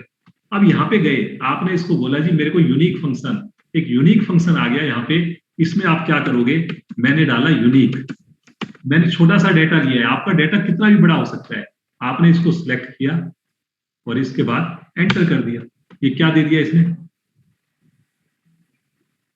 आ गया जी। अब अगर सपोज करो मैंने यहां पे डाल दिया अमित,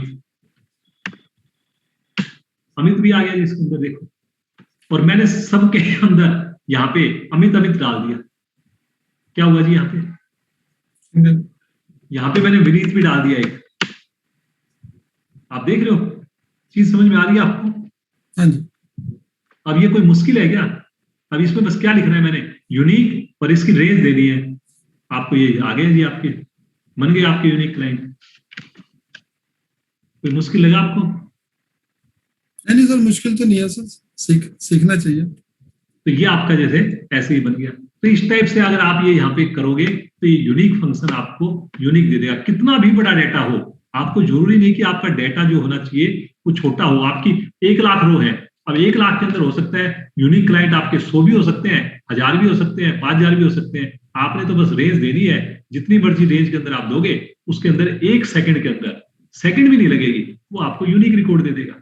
लिस्ट बन गई आपकी यूनिक की, हो गया काम आपका। तो ये आपका यूनिक फंक्शन है। सोर्ट, आपको सोर्टिंग करनी है जी। जैसे आपका ये डेटा है, अब आपको इसकी सोर्टिंग करनी है।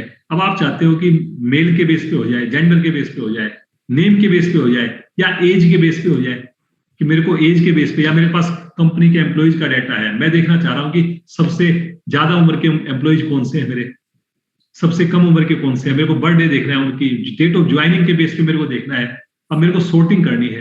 पहले जो सोर्टिंग करते थे वो पुराने वर्जन में मैनुअली जाकर के करते थे, इसको किया मैंने और डेटा को जाकर के इसको सोर्ट कर देता था मैं यहां से, इसमें चूज करना होता था सोर्ट बाई ये वो। लेकिन जैसे मेरा डेटा चेंज होगा तो वो सोर्टिंग बिगड़ जाती थी मेरी, फिर दोबारा करना पड़ता था, फिर डेटा चेंज हो गया फिर करना पड़ता था, डेटा इंसर्ट हो गया डिलीट हो गया फिर करना पड़ता था। लेकिन एक नया फंक्शन आ गया सोर्ट, मैंने इसके अंदर रेंज दे दी और इसके बाद मैंने इसको बता दिया कि मेरे को सोर्ट जो करना है वो कौन सा कॉलम करना है, पहला करना है, दूसरा करना है, तीसरा करना है। मैंने कहा जी मेरे को एज के बेस पे करना है तीसरा कॉलम, तो फर्स्ट सेकंड थर्ड दे दिया और यहां पे दे दिया असेंडिंग ऑर्डर या डिसेंडिंग ऑर्डर। मैंने कह दिया डिसेंडिंग ऑर्डर, ये चूज कर लिया और इसके बाद मैंने इसको एंटर कर दिया। देखो जी ठीक कर दिया गया इसने। अमित भाई चेक कर लो थोड़ा सा। ठीक है सर। ठीक हो गया या गलत है ये देख लो एक बार। एज के बेस पे हमने ये डिसेंडिंग ऑर्डर में किया, ये डिसेंडिंग में हो गया कैटरीना की आपने ज्यादा कर दी सर। क्या? ना कैटरीना की ज्यादा एज कर दी उन्होंने। ज्यादा कर दिया मतलब? ना कैटरीना के नाम एज ज्यादा लिख दे सर। अच्छा, ये बिल्कुल आपने ये मतलब ये अच्छा पॉइंट पकड़ा। मतलब आप मतलब होशियार तो भाई बिल्कुल हो, बिल्कुल एकदम जो है ना, आपने एकदम ये सही बात पकड़ा। तो इसकी एज चलो 25 कर देते हैं जी, तो ये मैं या 24 कर देते हैं इसकी। तो जैसे मैंने 24 किया, ये देखिए कैटरीना यहाँ पे लास्ट में पहुंच गई ऑटोमेटिकली, राइट। अब अगर मैं पूनम है, इसकी एज मैंने अगर 80 कर दी, तो देखिए पूनम सबसे ऊपर। तो मैं ये कह रहा हूं डायनामिक है आपका, ये जो सोर्टिंग है डायनामिक सोर्टिंग हो रही है जैसे आपकी। अब आपने ये तीसरा कॉलम किया है सोर्ट, तीसरे कॉलम के बेस पे आप इसके अंदर जाकर के ये भी कर सकते हो कि मैं जो भी कॉलम यहाँ पे सिलेक्ट करूं उसके बेस पे सोर्टिंग करें। जैसे आपने बोला मेरे को तो मेल फीमेल पे करनी है, तो यहाँ पे आपने डाल दिया एक, सोर्टिंग किस पे हो गई? मेल फीमेल पे हो गई। ये मैंने डिसेंडिंग कर रखी है। अब आप कहो जी मेरे को तो असेंडिंग ऑर्डर पे करना है, असेंडिंग ऑर्डर पे, तो आपने असेंडिंग चूज कर लिया, ये असेंडिंग पे हो गई। अब आपने बोला नेम के बेस पे करनी है, नेम के बेस पे हो गई। तो जैसे भी चाहोगे वैसे आपकी सोर्टिंग हो रही है। कोई क्वेश्चन आ रहा है क्या अमित भाई माइंड में? पूछ लो भाई, पूछ लो, कोई दिक्कत नहीं है। क्वेश्चन तो नहीं आ रहा सर, लेकिन इससे मिलती जुलती के एक्सेल में भी कमांड्स होती हैं कि हमने यूज नहीं करी जैसे। तो ये मैं क्या बता रहा हूँ आपको, एक्सेल ही तो बता रहा हूँ आपको। क्या लग रहा है 365 जैसे आप करें उसी में चलेगी ना सर। तो मतलब आपने जो है ना वो 6,000 रुपये खर्च करने, मतलब आपने वो बाबा आदम के जमाने के मतलब आपने, अब आप मेरे को ये कह रहे हो कि जी फोन तो मेरे को जो है ना मेरा पुराना ही यूज करूंगा, मैं वो नोकिया 3310 यूज करूंगा, लेकिन यार उसके अंदर नोकिया 3310 में मेरे को पेटीएम चलाना है, मेरे को उसके अंदर से जो है ना मैप करना है, मैं उस पर पैसे नहीं खर्च करूंगा। बीवी को 80,000 रुपये का फोन दिला दूंगा, मैं जो है ना एप्पल का फोन दिला दूंगा बीवी को, लेकिन मैं 6,000 रुपये अपडेटेड नहीं होते ना, क्लाइंट्स के पास जो मिल जाए वही कर लेते हैं स्टाफ। ये तो अपना सिस्टम में है सारा डेटा। क्लाइंट को एक चीज बताओ ना, क्लाइंट को अगर आपने बोला जी जो मिल जाए वो कर लेते हैं, लेकिन क्लाइंट को कौन बताता है भाई? अगर आपने क्लाइंट को बोला जी गवर्नमेंट का ये रूल है, ये चीज करोगे आपको ये फायदा होगा, नहीं तो आप फंस जाओगे, आपको बाद में पेनल्टी लग सकती है, क्लाइंट क्या करेगा? वो आपकी बात मानेगा नहीं मानेगा? सर वो हर एक बंदा अपने फायदे की मानता है ना सर। नहीं तो मैं आप ये अब ये जो मैं बता रहा हूँ ये फायदे की बात बता रहा हूँ या नुकसान की बात बता रहा हूँ? वो ये सोचेगा ये आपके बेनिफिट में, आप करिए इसको अपने हिसाब से। नहीं तो आपके हिसाब से है, लेकिन एक चीज बताओ मेरे को भाई दोस्त, अगर कोई चीज अब आपने देखी उस काम के अंदर, अगर आपके 2 घंटे, अगर आपने उसको बोला जी अगर तुम्हारे पास ये वर्जन जो है ना अगर एक्सेल 365 है, तो भाई मैं तो तेरी ऑडिट की फीस जो है ना मैं 2 दिन में काम जो 2 महीने में करना है वो मैं 10 दिन में कर दूंगा, अगर तुम इसके हिसाब से चलोगे, और फीस भी तुम्हारी थोड़ी कम हो जाएगी। लेकिन अगर तुम चलोगे ही ऐसे तो फिर मैं तो इस काम के पैसे भी ज्यादा लूंगा। अब आप ये बताओ, आपके पास कोई आ जाए बंदा और वो कहे जी मेरे पास तो मैनुअल बुक्स हैं, मेरे मैनुअल लिख रखी है और इसका मेरे को ऑडिट करना है, अब आप क्या कहोगे? उससे जो फीस लोगे और एक आपने कोई कंप्यूटराइज किसी ने डाटा दिया आपका, दोनों की फीस सेम लोगे क्या आप? ठीक है ना सर। अब जनरली वैसे मैनुअल तो अब कोई आता भी नहीं है, लेकिन अदरवाइज वर्किंग तो है मैनुअल में ज्यादा होगी ना। तो मैं आपको एग्जांपल दे रहा हूं सर, आप उसको मतलब हर चीज को आप उसको ऐसे मत लीजिए, उसके आप जो है ना वो स्किप करने के लिए आप उसके एक्सक्यूज ढूंढ रहे हो। मतलब एक्सक्यूज नहीं, मैं एक जनरल आपको मैं जो बोल रहा हूँ आपको एज ए आपको पार्टिसिपेंट्स की ओर से, मतलब जो पार्टिसिपेंट्स है, मतलब मेरा कहने का मतलब ये है कि हमारा जो एफर्ट्स है, अब अगर आप सोचो आपको नेट बैंकिंग करनी है, पहले हम रिटर्न भरते थे, हम उसमें जाकर के ठप्पा लगवाते थे, डिपार्टमेंट में जा करके लगवाते थे, याद है आपको? करते थे हम। अब आप जो है ना इस पे इंटरनेट पे बैठे हो और बैठ करके आपने जो है इनकम टैक्स की रिटर्न भरी, ले जी एक दिन में आपने इतनी रिटर्न भर दी। अब जीएसटी की काम है, आपके पास क्लाइंट जो है ना चाहे कश्मीर का हो चाहे कन्याकुमारी का हो, आप उसका जीएसटी का काम कर सकते हो नहीं कर सकते हो? पहले जो वैट का काम होता था आप कर सकते थे क्या? नहीं कर सकते, नहीं कर सकते थे, उसके लिए ढूंढना पड़ता था, अरे यार कोई केरला में कोई चार्टर्ड अकाउंटेंट ढूंढो यार, उसको हम करते हैं, उसको कुछ पैसे दे देंगे, थोड़ा अपना कमीशन रख लेंगे। करते थे कि नहीं करते थे? अब वो गलत कर रहा है, ठीक कर रहा है, पैसे भी दे रहे हैं, कोई आपका विश्वास ही नहीं है, लेकिन अब आप घर बैठे कर सकते हो। तो टेक्नोलॉजी का फायदा है कि नहीं है? बिल्कुल सर। तो ये जो टेक्नोलॉजी, मैं आपको ये कहना चाह रहा हूं कि एक्सेल 365 अब आपका क्लाइंट नहीं मान रहा, तो आपने उसको कन्विंस करना है। मैं आपको जैसे कन्विंस करने की कोशिश कर रहा हूं, लेकिन अल्टीमेटली भाई आपको कन्विंस होना है, नहीं होना है। हो सकता है ये करके, अरे यार ये विजय जी को तो अगली बार तो मैं ब्रांच में यार बुलाना नहीं मैंने, यार ये तो सबके सामने मेरे को जो है ना ऐसे यार चेयरमैन होकर के और ऐसे खिंचाई कर रहे थे यार, आगे से तो मैं उनको जो है ना किसी हालत में नहीं उनको जो है ना बुलाना। तो ये तो आपका भाई वो चीज है। मैं तो सीए जो प्रोफेशन ही ऐसा है, इसमें एटीट्यूड है, इसमें काम कम से कम करो, आउटपुट से ज्यादा है। हाँ हाँ हाँ हाँ। तो सर आप नाराज मत हो ना सर, मैं हाथ जोड़ के मैं आपसे समझ रहे हैं। लेकिन सर हमारे प्रोफेशनल कोर्स में भी तो कुछ आना चाहिए ना, ये चीजें अब 16 साल 17 साल की प्रैक्टिस के बाद सीखने का कोई लॉजिक कितना रह जाता है सर, आप बताइए। अगर हमारे तो आपको मेरे जो सेशन होते हैं ना, मैं ऐसे ऐसे लोग आपको मैं मिलवा देता हूँ, जान करता हूँ, 60 साल की एज है, 65 साल की एज है, और उनका जो एंथ्यू है सीखने का, एंथ्यू बता रहा हूँ, वो इतना है कि एक यंग बच्चा जो है ना 25 साल का जो होगा ना, उसके अंदर भी इतना एंथ्यू नहीं है। ये तो अपनी अपनी चॉइस होती है किसी को कि यार मेरे को सीखना है, मेरे को एक्सेल में मजा आता है। वो बंदा रिटायर्ड है, उसके पास काम नहीं, वो अपने क्वेश्चन आंसर सोल्व कर रहा है इस पे जाके फोरम्स पे, और नई नई चीजें सीख रहा है, उसको मजा आता है। तो ये चीज आपको है, अगर आपको ये चीज एक्सेल की आ जाएगी। अब जो बच्चे होते हैं वो काम आपका 1 मिनट का है और आपको वो बेवकूफ बनाते हैं कि आपके स्टाफ वाले, अरे यार इसमें सर 4 घंटे लगेंगे, और वो गलत सलत करके देते हैं। आप कहते हो हाँ भी लगते होंगे, क्यों? क्योंकि आपको पता ही नहीं है। जब आपको पता ही नहीं है कि उसमें क्या लगता है क्या नहीं लगता, अब जब आपको ये चीज पता लग गई, अरे यार ये चीज तो मैंने देखी थी एक्सेल 365 में, यूनिक फंक्शन यूज करो ना, उसका क्लाइंट की लिस्ट बनेगी ना, 1 मिनट में बनेगी। लाओ मैं दिखाता हूं तुम्हारे को, लेके आओ यार ये तुम, तो बताओ वो बेवकूफ बना पाएगा क्या आपको? तो जो काम आपने सीख लिया, एटलीस्ट मैं ये नहीं कह रहा आप इसको वर्किंग करो, बट आप इस टाइप की अगर वेबिनार में आप अटेंड करोगे तो आपका माइंड एक ब्रॉड होगा, हमारे को पता लगेगी यार ऐसी चीजें हैं। हम कई बार जाते हैं ट्रेड फेयर देखने जाते हैं, हम विदेश में जाते हैं, तो हम जरूरी थोड़ी कि हर चीज खरीद के आ गए, लेकिन हमारे को पता लगता है ना, अरे यार ये चीज वहां पे अवेलेबल है। कभी 6 महीने बाद, 2 महीने बाद, साल बाद हमारे को समझ में आता है, कुछ रिक्वायरमेंट आती है, अरे यार वहां पे ऐसी भी चीज है, यार मेरे को तो ये काम करना है, यार मैं तो परेशान हो रखा हूँ, ये चीज मेरे को टेक्नोलॉजी लेके आनी है, मेरे को ये मशीन लेके आनी है। तो फिर कर सकते हो नहीं कर सकते, लेकिन आप अटेंड ही नहीं करोगे, आप जाओगे नहीं, आप माइंड में ये बना करके बैठ गए, नहीं जी काम तो ऐसे ही होना है, बैंक में जाऊंगा कैश निकलवाने के लिए मेरे को तो टोकन देना ही देना है, मैंने एटीएम तो यूज ही नहीं करना, उसमें तो फ्रॉड हो जाएगा, उसमें तो मेरा ये हो जाएगा। तो भाई कौन रोकेगा आपको? टोकन तो आज भी चलते हैं, आप भी जाओगे आज भी जो है उसके अंदर जाकर के और करो जी, लगाओ टाइम। नहीं सर, वैसे एक्सेल तुम काफी यूज करते हैं कनकरेंट ऑडिट में इधर उधर, लेकिन ये जो आपने यूनिक कमांड्स से बताई ना, इस टाइप में हम कभी गए नहीं। जैसे डाटा सॉर्ट कर लेते हैं सारा कुछ है कनकरेंट में, तो ये बड़ा यूजफुल है एक्सेल।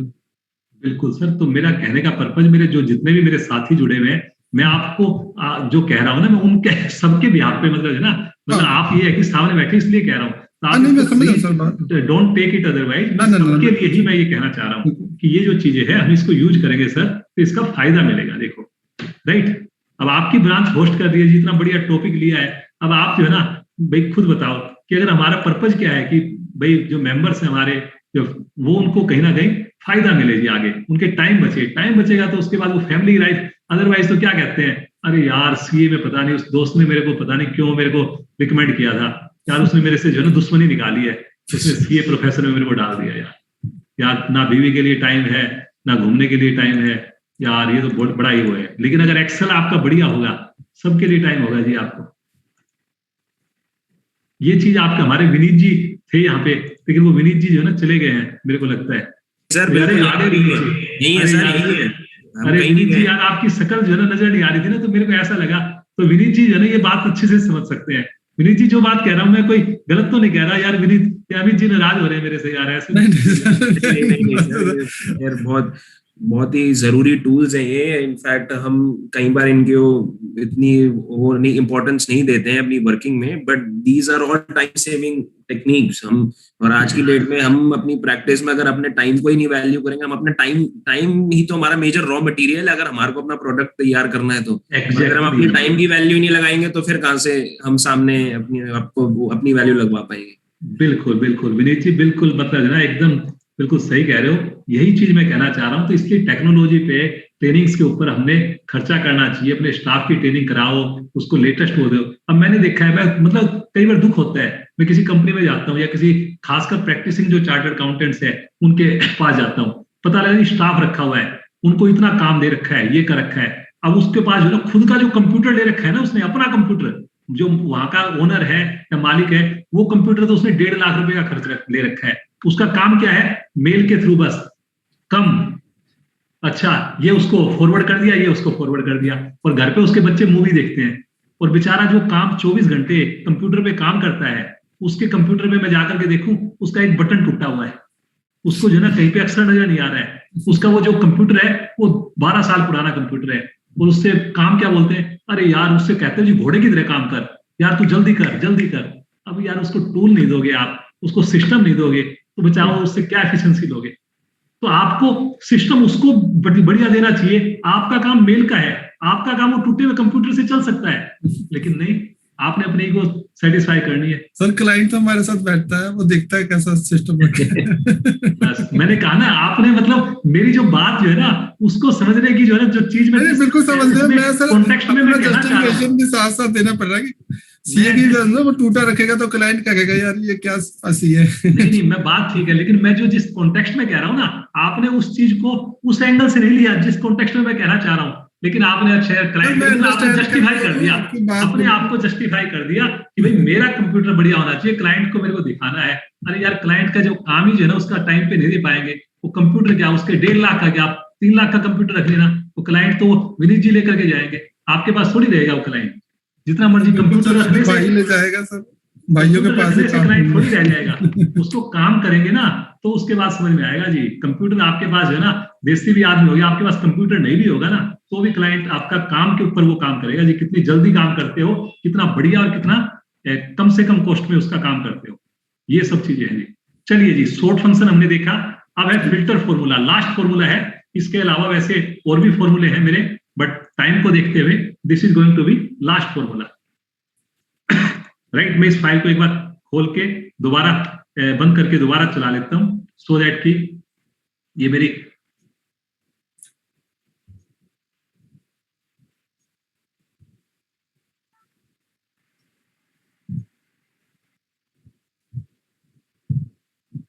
चलिए जी, यहां पे आ गया मेरा, और ये फिल्टर फॉर्मूले की बात कर रहे हैं। अब ये फिल्टर फॉर्मूला क्या काम करेगा जी। अब अगर मेरे को फिल्टर करना है जी, मेरे को कोई रिपोर्ट बनानी है, मेरे पास कोई बहुत बड़ा डेटा है, मेरे पास बहुत सारे कॉलम है, और उस कॉलम में से कोई डेटा निकाल करके मेरे को एक दूसरी जगह पे लेके जाना है, कहीं पे लेके जाना है। अब उसके अंदर फिल्टर करना है जी, मेरे को केवल राम का डेटा मेरा फिल्टर होकर के आ जाए, मेरे पास केवल जो है ना कृष्णा का डेटा फिल्टर होकर के आ जाए। पहले क्या होता था, हम इसमें फिल्टर लगाते थे, डेटा गया फिल्टर पे गया, और इसमें फिल्टर जा करके मैंने इसमें कहा कि अच्छा यार मेरे को जो है ना यहाँ पे भाई ईशा का डेटा आ जाए यहाँ पे, या इसके अंदर मैं ईशा की जगह मैं किसको ले लूं, यहाँ पे राम, ये राम का डेटा आ गया। अब मैं इसको जाकर के कॉपी करता था कंट्रोल सी करके, और यहाँ पे जाकर के मैं लिखता था कि चलो जी ये डेटा मेरा ईशा का या इसका ये आ गया, राम का मैंने यहाँ पे कॉपी किया और यहाँ पे ये आ गया। अब अगर इस राम के अंदर एक नया डेटा और आ गया, यहाँ पे राम का एक और आ गया, अब यहाँ पे तो ये रिपोर्ट गलत हो गई ना मेरी, पहले 3 थी अब 4 हो गई थी वहां पे, मतलब मेरे डेटा में सारे राम आ गए, इतने सारे राम आ गए, लेकिन मेरे रिपोर्ट तो गलत आ गई ना। अब फिर दोबारा करना पड़ेगा मेरे को सारा काम। उसको करने के लिए, अवॉइड करने के लिए एक बहुत बढ़िया फंक्शन आ गया, और उस फंक्शन का नाम है, इसके अंदर जो है ना ये माइक्रोसॉफ्ट का नया फंक्शन आ गया। इसके अंदर अब क्या है, यहाँ पे मैं लगाऊंगा फिल्टर, फॉर्मूले का नाम है फिल्टर। मैंने इसको सिलेक्ट किया कि मेरे को फिल्टर इसको करना है, एक ही सेल में लगाऊंगा, और मैंने कहा जी ये जो नाम है that should be equal to this name, बस ये लगा करके मैंने इसको एंटर कर दिया। तो यहाँ पे ईशा का आ गया, ईशा की जगह मैंने बोला राम का डेटा आ गया, मैंने यहाँ पे बोला श्याम का डेटा आ गया। अब अगर मैंने इसको जाकर के यहाँ पे गया और मैंने इसके अंदर डाल दिया अमित, अब की बार मैं अमित का निकालना चाह रहा हूं, यहाँ पे मैंने यहाँ पे जाके अमित डाला, अमित का डेटा आ गया जी, देखिए मतलब ये डायनामिक है। अब अगर मैंने यहां से अमित को ये हटा के और इसकी जगह विजय कर दिया, यहाँ पे अमित का एक ही लाइन थी, एक ही लाइन है बस यहाँ पे अमित, तो मैं जो भी डेटा करूंगा, कुछ भी करूंगा, ये यहाँ पे आपको इमीडिएटली मेरे को ये देखिए रिजल्ट मेरे को दे करके जाएगा जी। समझ में आ रहा है जी। तो ये मेरा फिल्टर का फॉर्मूला है जिसके थ्रू मैं वंडर क्रिएट कर सकता हूँ, बहुत कुछ काम कर सकता हूँ, इतनी चीजें कर सकता हूँ कि आप सोच नहीं सकते इसके अंदर। ये तो मैंने बिल्कुल एक बच्चे वाला एग्जाम्पल दिया है, छोटा सा एग्जाम्पल दिया है। जब आप इसके प्रैक्टिकलिटी में देखोगे, जब आप इसके ऊपर काम करोगे, तब आपको समझ में आएगा कि इसके अंदर क्या क्या चीजें कर सकती हैं। फिल्टर का फॉर्मूला, अगर आप वीलुकअप लगाते हो, वीलुकअप सुन रखा है अमित जी आपने, नाम सुना है कभी? क्या फोरेंसिक ऑडिट के टाइम बताया था। तो वीलुकअप लगाते हैं। अब वीलुकअप में अब सपोज करो मेरे पास विजय जो है ना, यहाँ पे भी है, यहाँ पे भी विजय है। अब मेरे को विजय के ऊपर मैंने वीलुकअप लगा दिया, सपोज करो यहाँ पे मैं गया और एक मेरे को वीलुकअप की वैल्यू लेके आनी है। यहाँ पे मैंने बोला जी वीलुकअप के अंदर मेरी कौन सी वैल्यू है, कौन कौन से हैं। तो जब मैं वीलुकअप लगाऊंगा इसके अंदर, इसको मैं ये ढूंढूंगा और मैंने इसके अंदर ये रेंज दूंगा, यहाँ पे मैं कोमा करके और 2 दूंगा और 0 दूंगा। ये फॉर्मूला है वीलुकअप का। ये केवल एक ही वैल्यू लेके आएगा 471। लेकिन मैं चाहता हूं कि ये सारी वैल्यू लेके आए विजय की। विजय के मतलब जितने भी मैंने ये लगा रखे हैं, फिल्टर लगा रखा है यहाँ पे, तो ये सारे जो विजय की वैल्यू है वो यहाँ पे आ जाए। मतलब ये सारी वैल्यू आए, 292B, 922B, 40B, ये सारी वैल्यू आए। नहीं पॉसिबल, पुराने वर्जन में पॉसिबल नहीं है, ये हो ही नहीं सकता। लेकिन अगर मैं इसकी जगह यहाँ पे फॉर्मूला लगा दिया, इसके अंदर मैं गया और इसमें जाकर के मैंने फिल्टर का फॉर्मूला लगा दिया, इक्वल टू फिल्टर, और मैंने कहा जी मेरे को तो केवल ये वाली वैल्यू फिल्टर करनी है जी, ये चाहिए मेरे को। क्या चाहिए मेरे को उसके अंदर? मैंने कहा इसके अंदर ये जो नाम है that should be equal to Vijay. अब ये इसके अंदर वैल्यू आ गई। अब आप कह रहे हो जी वैल्यू तो अलग अलग सेल में चली गई, मेरे को तो इसको इकट्ठा चाहिए, कोमा कर करके चाहिए। अब आपको मैंने एक फॉर्मूला बताया था थोड़ी देर में, विनीत जी आपको याद है? विनीत भाई अगर आप हो तो थोड़ा सा हेल्प करो। ये देखिए, ये जो है ना मेरे पास नंबर तो आ गए, विजय की ये सारी वैल्यू आ गई, लेकिन मेरे को इसको ऐसे चाहिए कि 390 कोमा और स्पेस करके 853, फिर मेरे को कोमा स्पेस करके 119, मतलब मेरे को एक ही सेल में आया ऐसे ये पूरा का पूरा नाम। अब मैंने जो फॉर्मूला बताया था इसके अंदर जाकर के मैंने बोल दिया टेक्स्ट ज्वाइन, मतलब इसी फॉर्मूले में मैंने टेक्स्ट ज्वाइन लगा दिया और यहाँ पे करके कोमा स्पेस दिया और यहाँ पे एंटर कर दिया। तो ये देखिए ये आ गया जी, विजय की वैल्यू आ गई और एक ही सेल में वैल्यू आ गई। देखिए कितनी ब्यूटी, देखिए आप कितना बढ़िया से ये देखिए फॉर्मूला आपका काम कर रहा है जी। हम मैं थोड़ा सा बड़ा करके दिखा देता हूँ, अमित जी थोड़ी सी आंखें हमारी सबकी खुले, इसलिए मैं जो है ना थोड़ा ध्यान से देखो।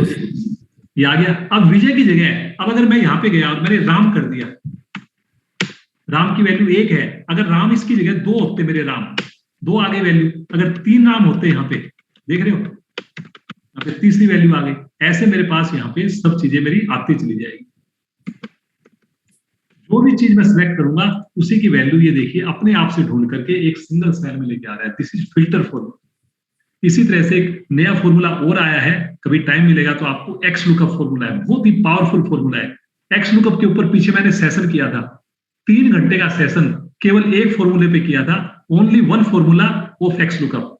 फिल्टर के ऊपर मैंने एक सेशन किया था 3 घंटे का, मतलब सेशन केवल फिल्टर फॉर्मूले के ऊपर किया था। मेरी वेबसाइट बनी हुई है चैंप एक्सेल, वहां पे आपको उसके लिंक मिल जाएंगे। मेरा यूट्यूब चैनल है चैंप एक्सेल के नाम से, वहां पे आपको कई वीडियो मिल जाएंगे, आप वहां पे जाकर के एक्सप्लोर करो। और अगर किसी को एक और भी मेरा शौक है, एक्सेल के अलावा एक शौक और भी है, आपको अमित जी पता हो नहीं हो, लेकिन अगर अटेंडीज है उसमें से काफी लोगों को पता है, योग मतलब मेरा एक शौक है योग के अंदर भी। तो हमारे चैनल पे मैंने एक चैनल बना रखा है चैंप योगा, जैसे चैंप एक्सेल है ऐसे एक चैनल है चैंप योगा।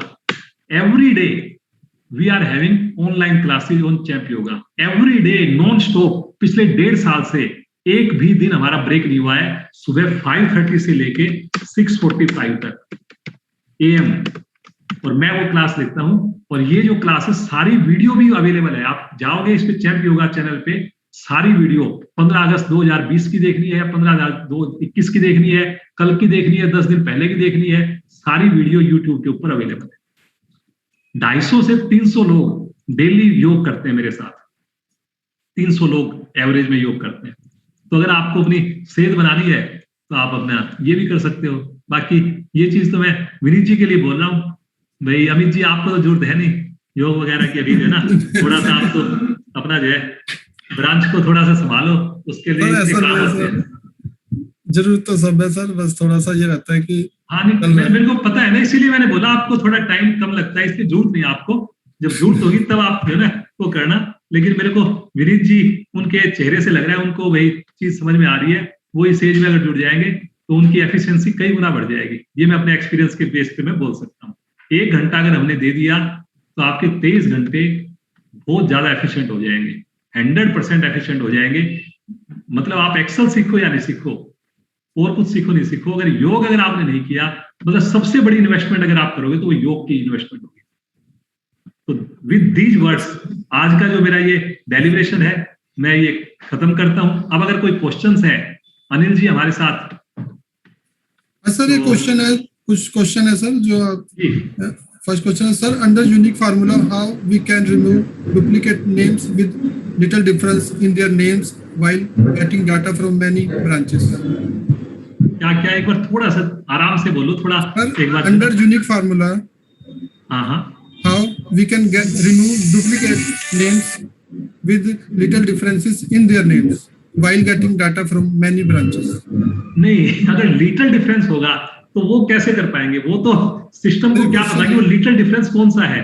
अब जैसे अमिताभ है, जैसे अब अमिताभ के बाद आपने एक डाल दिया यहाँ पे बच्चन, तो भी इसके लिए एक्सेल के लिए तो अमिताभ अलग है, अमिताभ बच्चन अलग है, राइट। अब आपने एक यहाँ पे विनीत डाल दिया, एक आपने डाल दिया यहाँ पे विनीत कुमार। अब आप हो सकता है एक्चुअल में हो सकता है कि विनीत अलग है, विनीत ओनली VINIT हो, जैसे सपोज करो विनीत VINIT सर, लेकिन ये भी तो अलग हो सकता है ना। अब मैं आपको बताऊं जी, अग्रवाल है जैसे, अब एक आदमी लिखता है विजय अग्रवाल ऐसे AGAR, और एक जो है ना लिखता है विजय, दूसरा आदमी है वो भी विजय है, वो जो है ना AGGARWL कह रहे। अब आप कहो जी ये यूनिक है, मैं कहूंगा जी ये तो अलग अलग बंदे हैं, आप कहो जी ये तो यूनिक है। कैसे पता लगेगा भाई, सिस्टम को कैसे पता लगेगा? आप लॉजिकली सोचो सर। बिल्कुल ठीक है। तो ये चीज जो है ना, कम से कम हमारे को माइंड में हमारे को क्लियर होना चाहिए। हम अपने माइंड में बस सोच लेते हैं जी वो सेम जैसा है तो कैसे करें। अरे भाई एक तरफ आप इसने सिस्टम ने कुछ कर भी दिया, आप कहोगे नहीं ये अग्रवाल तो अलग था, इसीलिए तो अलग स्पेलिंग थी उसकी, ये तो सेम नेम नहीं है। अब आप इसके एक्सेल के पीछे पड़ जाओगे, बताओ जी एक्सेल की क्या दोष है उसमें, बताओ। So there is another one question, how do you multi-level sorting with sort formula? Multi level sorting, हाँ ये बहुत बढ़िया क्वेश्चन है। ये जिसने क्वेश्चन किया, सर मैं अपने जो सेशन होते हैं ना मेरे, जो चैप एक्सेल पे करता हूँ, जो मेरे उस पे या जो भी सेशन होते हैं उसमें मैं चॉकलेट देता हूँ जिसके क्वेश्चन बढ़िया होते हैं। आज आपकी ब्रांच होस्ट कर रही है, अब उस भाई को आप चॉकलेट दोगे क्या जिन्होंने ये क्वेश्चन पूछे? सर मैंने भी 3 चॉकलेट लिए हैं फॉरेंसिक ऑडिट में ये फार्मूलास के ऊपर। बहुत बढ़िया है जी, ये तो अच्छी बात है। तो मैं ये पूछ रहा हूँ, तब आप एज ए ब्रांच चेयरमैन हो तो आप एक चॉकलेट दोगे क्या जिस भाई ने ये क्वेश्चन किया? बिल्कुल सर, बिल्कुल पहुंचाएंगे सर। नहीं पक्का पहुंचाओगे या बस यहाँ पे बस ऐसे बोलने के लिए बोल रहे हो? नहीं सर, पहुंचा देंगे सर आपके। चलिए जी, आप उसको पेटीएम कर देना जी 50 रुपए का, ठीक है? ठीक है सर, ठीक। अनिल जी नंबर दे देना इनको, अनिल जी उनका श्योर। और फिर मेरे को बताना जी वो पेटीएम, और वो जिसको हो रहा है वो मेरे नंबर जो है ना नोट कर लेना जी। अगर वो नहीं मिले तो मैं जो है ना मैं इनको पकड़ूंगा और अगले सेशन में जब भी होगा ना सबसे पहले मैं इनको वहीं पे खिंचाई करूंगा। ये मेरा नंबर है, मोबाइल नंबर। ये नंबर जो है ना जिनको चॉकलेट मिलनी है वो भाई नोट कर ले जी, कि अमित जी ने प्रॉमिस किया है सबको कि वो चॉकलेट भेजेंगे 50 रुपए का, पेटीएम करें। सर गूगल पे यूज करते हैं, फिर सर वो डिफरेंस आ जाएगा। अरे यार आप तो मतलब हर चीज में मतलब है ना, अरे सर उसको गूगल पे कर देना यार, आप तो सामने वाले के पास गूगल पे होना चाहिए ना सर। अरे भाई चलिए सर आगे प्लीज मूव ऑन। चलिए इसके अंदर जो है ना जो उनका था सॉर्ट ऑर्डर, कि अगर मेरे को 2 वे पे सॉर्ट करना है तो ये तो था सिंगल वे पे सॉर्ट। यहाँ पे एक दूसरा फॉर्मूला है सॉर्ट बाय। इसके अंदर मैं ये दे सकता हूं कि मेरे को जो सॉर्टिंग करनी है वो कौन से उस लेवल पे करनी है।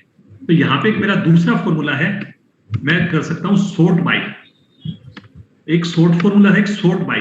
तो यहाँ पे जो लेवल है वो आप लेवल आप इसमें कर सकते हो जी। मेरे को सॉर्टिंग करनी है इसके बेस पे, मैंने ये दे दिया। अब इसके बाद इसमें ये पूछ रहा है कि किसके बेस पे करना है जी, बाय एरे 1। तो एरे 1 में इसके अंदर दे सकता हूं कि मेरा जो एरे है वो मैंने नाम के बेस पे सॉर्टिंग करनी है। किसमें करनी है जी? असेंडिंग ऑर्डर में करनी है। दूसरा लेवल मेरा क्या है जी, मेरे को करनी है एज के बेस पे। तो यहाँ पे मैं गया और यहाँ पे मैंने sorting करनी है, दूसरा मेरा जो है वो डिसेंडिंग पे करनी है मेरे, तो यहाँ पे मैंने ये या असेंडिंग पे करनी है और ये मैंने ये दे दिया। अब इसके अंदर मैं ये जो करेगा sorting करेगा तो ये मेरे लेवल के बेस पे ये sorting ये ऐसे मेरे को फॉर्मूला रिजल्ट देगा। ये मैंने देखिए आपको बताया sort order by array 1 by array 2 sort order, इस टाइप से मैंने इसके अंदर ये दे दिया। जैसे मैंने इसको ओके किया, अब ये देखिए इसने जो sorting की है अमिताभ के बाद जैसे 32 44, अब इसके अंदर मैं नाम डाल देता हूं, एक अमिताभ के बाद एक अमित का नाम डाल देता हूं, ठीक है जी। अब यहाँ पे देखिए इसने जो sorting की, अमित को पहले ले आया 25 साल, अमिताभ को बाद में लेके आया 32 साल, फिर कैटरीना, फिर मोहन, फिर राजा, फिर राजेश। अब ये कैटरीना एक के पे और नाम डाल देता हूं मैं, कैटरीना की जगह यहाँ पे मैं मोहन की जगह माया, ये मैंने डाल दिया। तो ये देखिए कैटरीना इसके बेस पे sorting हो रही है और फिर उसके बाद जो है ना ये आपकी एज के बेस पे हो रही है। अगर दो नाम हो मेरे पास, कैटरीना मैंने 2 बार डाल दिया, सपोज करो यहाँ पे मैं गया और कैटरीना मैंने 2 बार डाल दिया, तो ये देखिए ये 30 साल पहले आ गया, कैटरीना 30 साल पहले आ गया और कैटरीना 44 साल बाद में आ गया। लेकिन अगर मैंने यहाँ पे इसमें डाल दिया 12 साल और फिर मैंने कैटरीना डाल दिया, तो ये सबसे पहले मेरा यहाँ पे ऑटोमेटिकली आ जाएगा। तो मेरे 2 लेवल्स हो रहे हैं, पहली sorting मेरी असेंडिंग ऑर्डर पे और दूसरी sorting मेरी एज के बेस पे। Sir, we have one more question. Sir, do we have a formula in Excel to convert number to word just like we use in checks? बिल्कुल, अरे sir ये तो जो है ना आपको मैं जो है ना दिखाना ही पड़ेगा।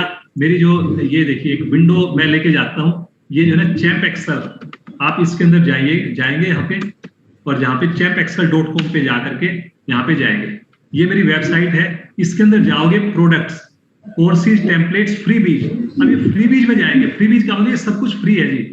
यहाँ पे जाकर के इतनी सारी चीजें हैं, GST reconciliation template for 2A and 3B, merge multiple files from folder, no your GST from PAN number से अपना जीएसटी जान सकते हो आप बिना पोर्टल के, बिना अप्लाई किए। जो मैं दूंगा 1 सेकंड में आपको ये पता लग जाएगा पैन नंबर से जीएसटी क्या होगा। जब भी आप अप्लाई करोगे गवर्नमेंट को, आपको वही जीएसटी नंबर मिलेगा। इसके अंदर ये आ गया देखिए फिगर और अमाउंट इन वर्ड्स, बस यहाँ पे जाकर के इसको डाउनलोड कर लीजिए और आपको मिल गया जी। ये देखिए फिगर और अमाउंट इन वर्ड्स, यहाँ पे देखिए आपको ये फाइल जो है डाउनलोड कर सकते हो। Know your GST from PAN number, GST रिको, वीडियो भी है उसका, डाउनलोडेबल फाइल भी है, मर्ज मल्टीपल फाइल्स, ये सारी चीज आपकी फ्री अवेलेबल है। इतनी सारी चीज है, आप मेरी वेबसाइट से डाउनलोड कर सकते हो। Next. Okay, sir. Okay. Last question, sir. In rand array, what is the meaning of column? What is the, जैसे रैंड एरे के अंदर जो है ना, what is the meaning of column, मेरे को कितने कॉलम करने हैं। अगर सपोज मेरे को रैंड एरे में 2 कॉलम पे बनाने हैं, ये मेरे 2 कॉलम के अंदर दे देगा रिजल्ट। अगर मेरे को एक ही कॉलम में लेना है, 1 कॉलम में दे देगा। मैंने यहाँ पे 100 रिजल्ट्स देखने हैं, 100 दे देगा। मैंने बोला ये 3 कॉलम में 100 रो 3 कॉलम, ये 3 दे देगा। तो मैं जो चाहूंगा वो ये दे देगा मेरे को। मतलब 4/3 की टेबल बन गई। ये मेरे रो, ये मेरे कॉलम, नंबर ये जो है ये मेरे को ये दे रहा है आपको। इसके अंदर जो है रैंड एरे के अंदर ये कितनी चीजें, इसमें 5 चीजें। मिनिमम नंबर क्या होना चाहिए, मैक्सिमम नंबर क्या होना चाहिए रैंड एरे में। अब इसमें आपने बोल दिया जी मेरा तो मैक्सिमम नंबर 10 लाख हो सकता है, 1 करोड़ हो सकता है। ये देखिए इसके बेस पे इसने रैंडम नंबर निकाल दिया। सर ये तो वैल्यूज होगी ना ऊपर, जिसको हमें डिफाइन कर सकते हैं किसी भी। हाँ, तो ये भी तो कॉलम मैंने डिफाइन किया ना कि मेरे को 2 कॉलम में डेटा चाहिए, 1 कॉलम में डेटा चाहिए, कितने कॉलम में चाहिए, तो ये आगे आप ऐसे आएगा।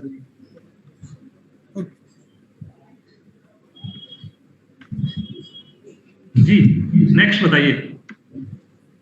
I think we have completed the question answer.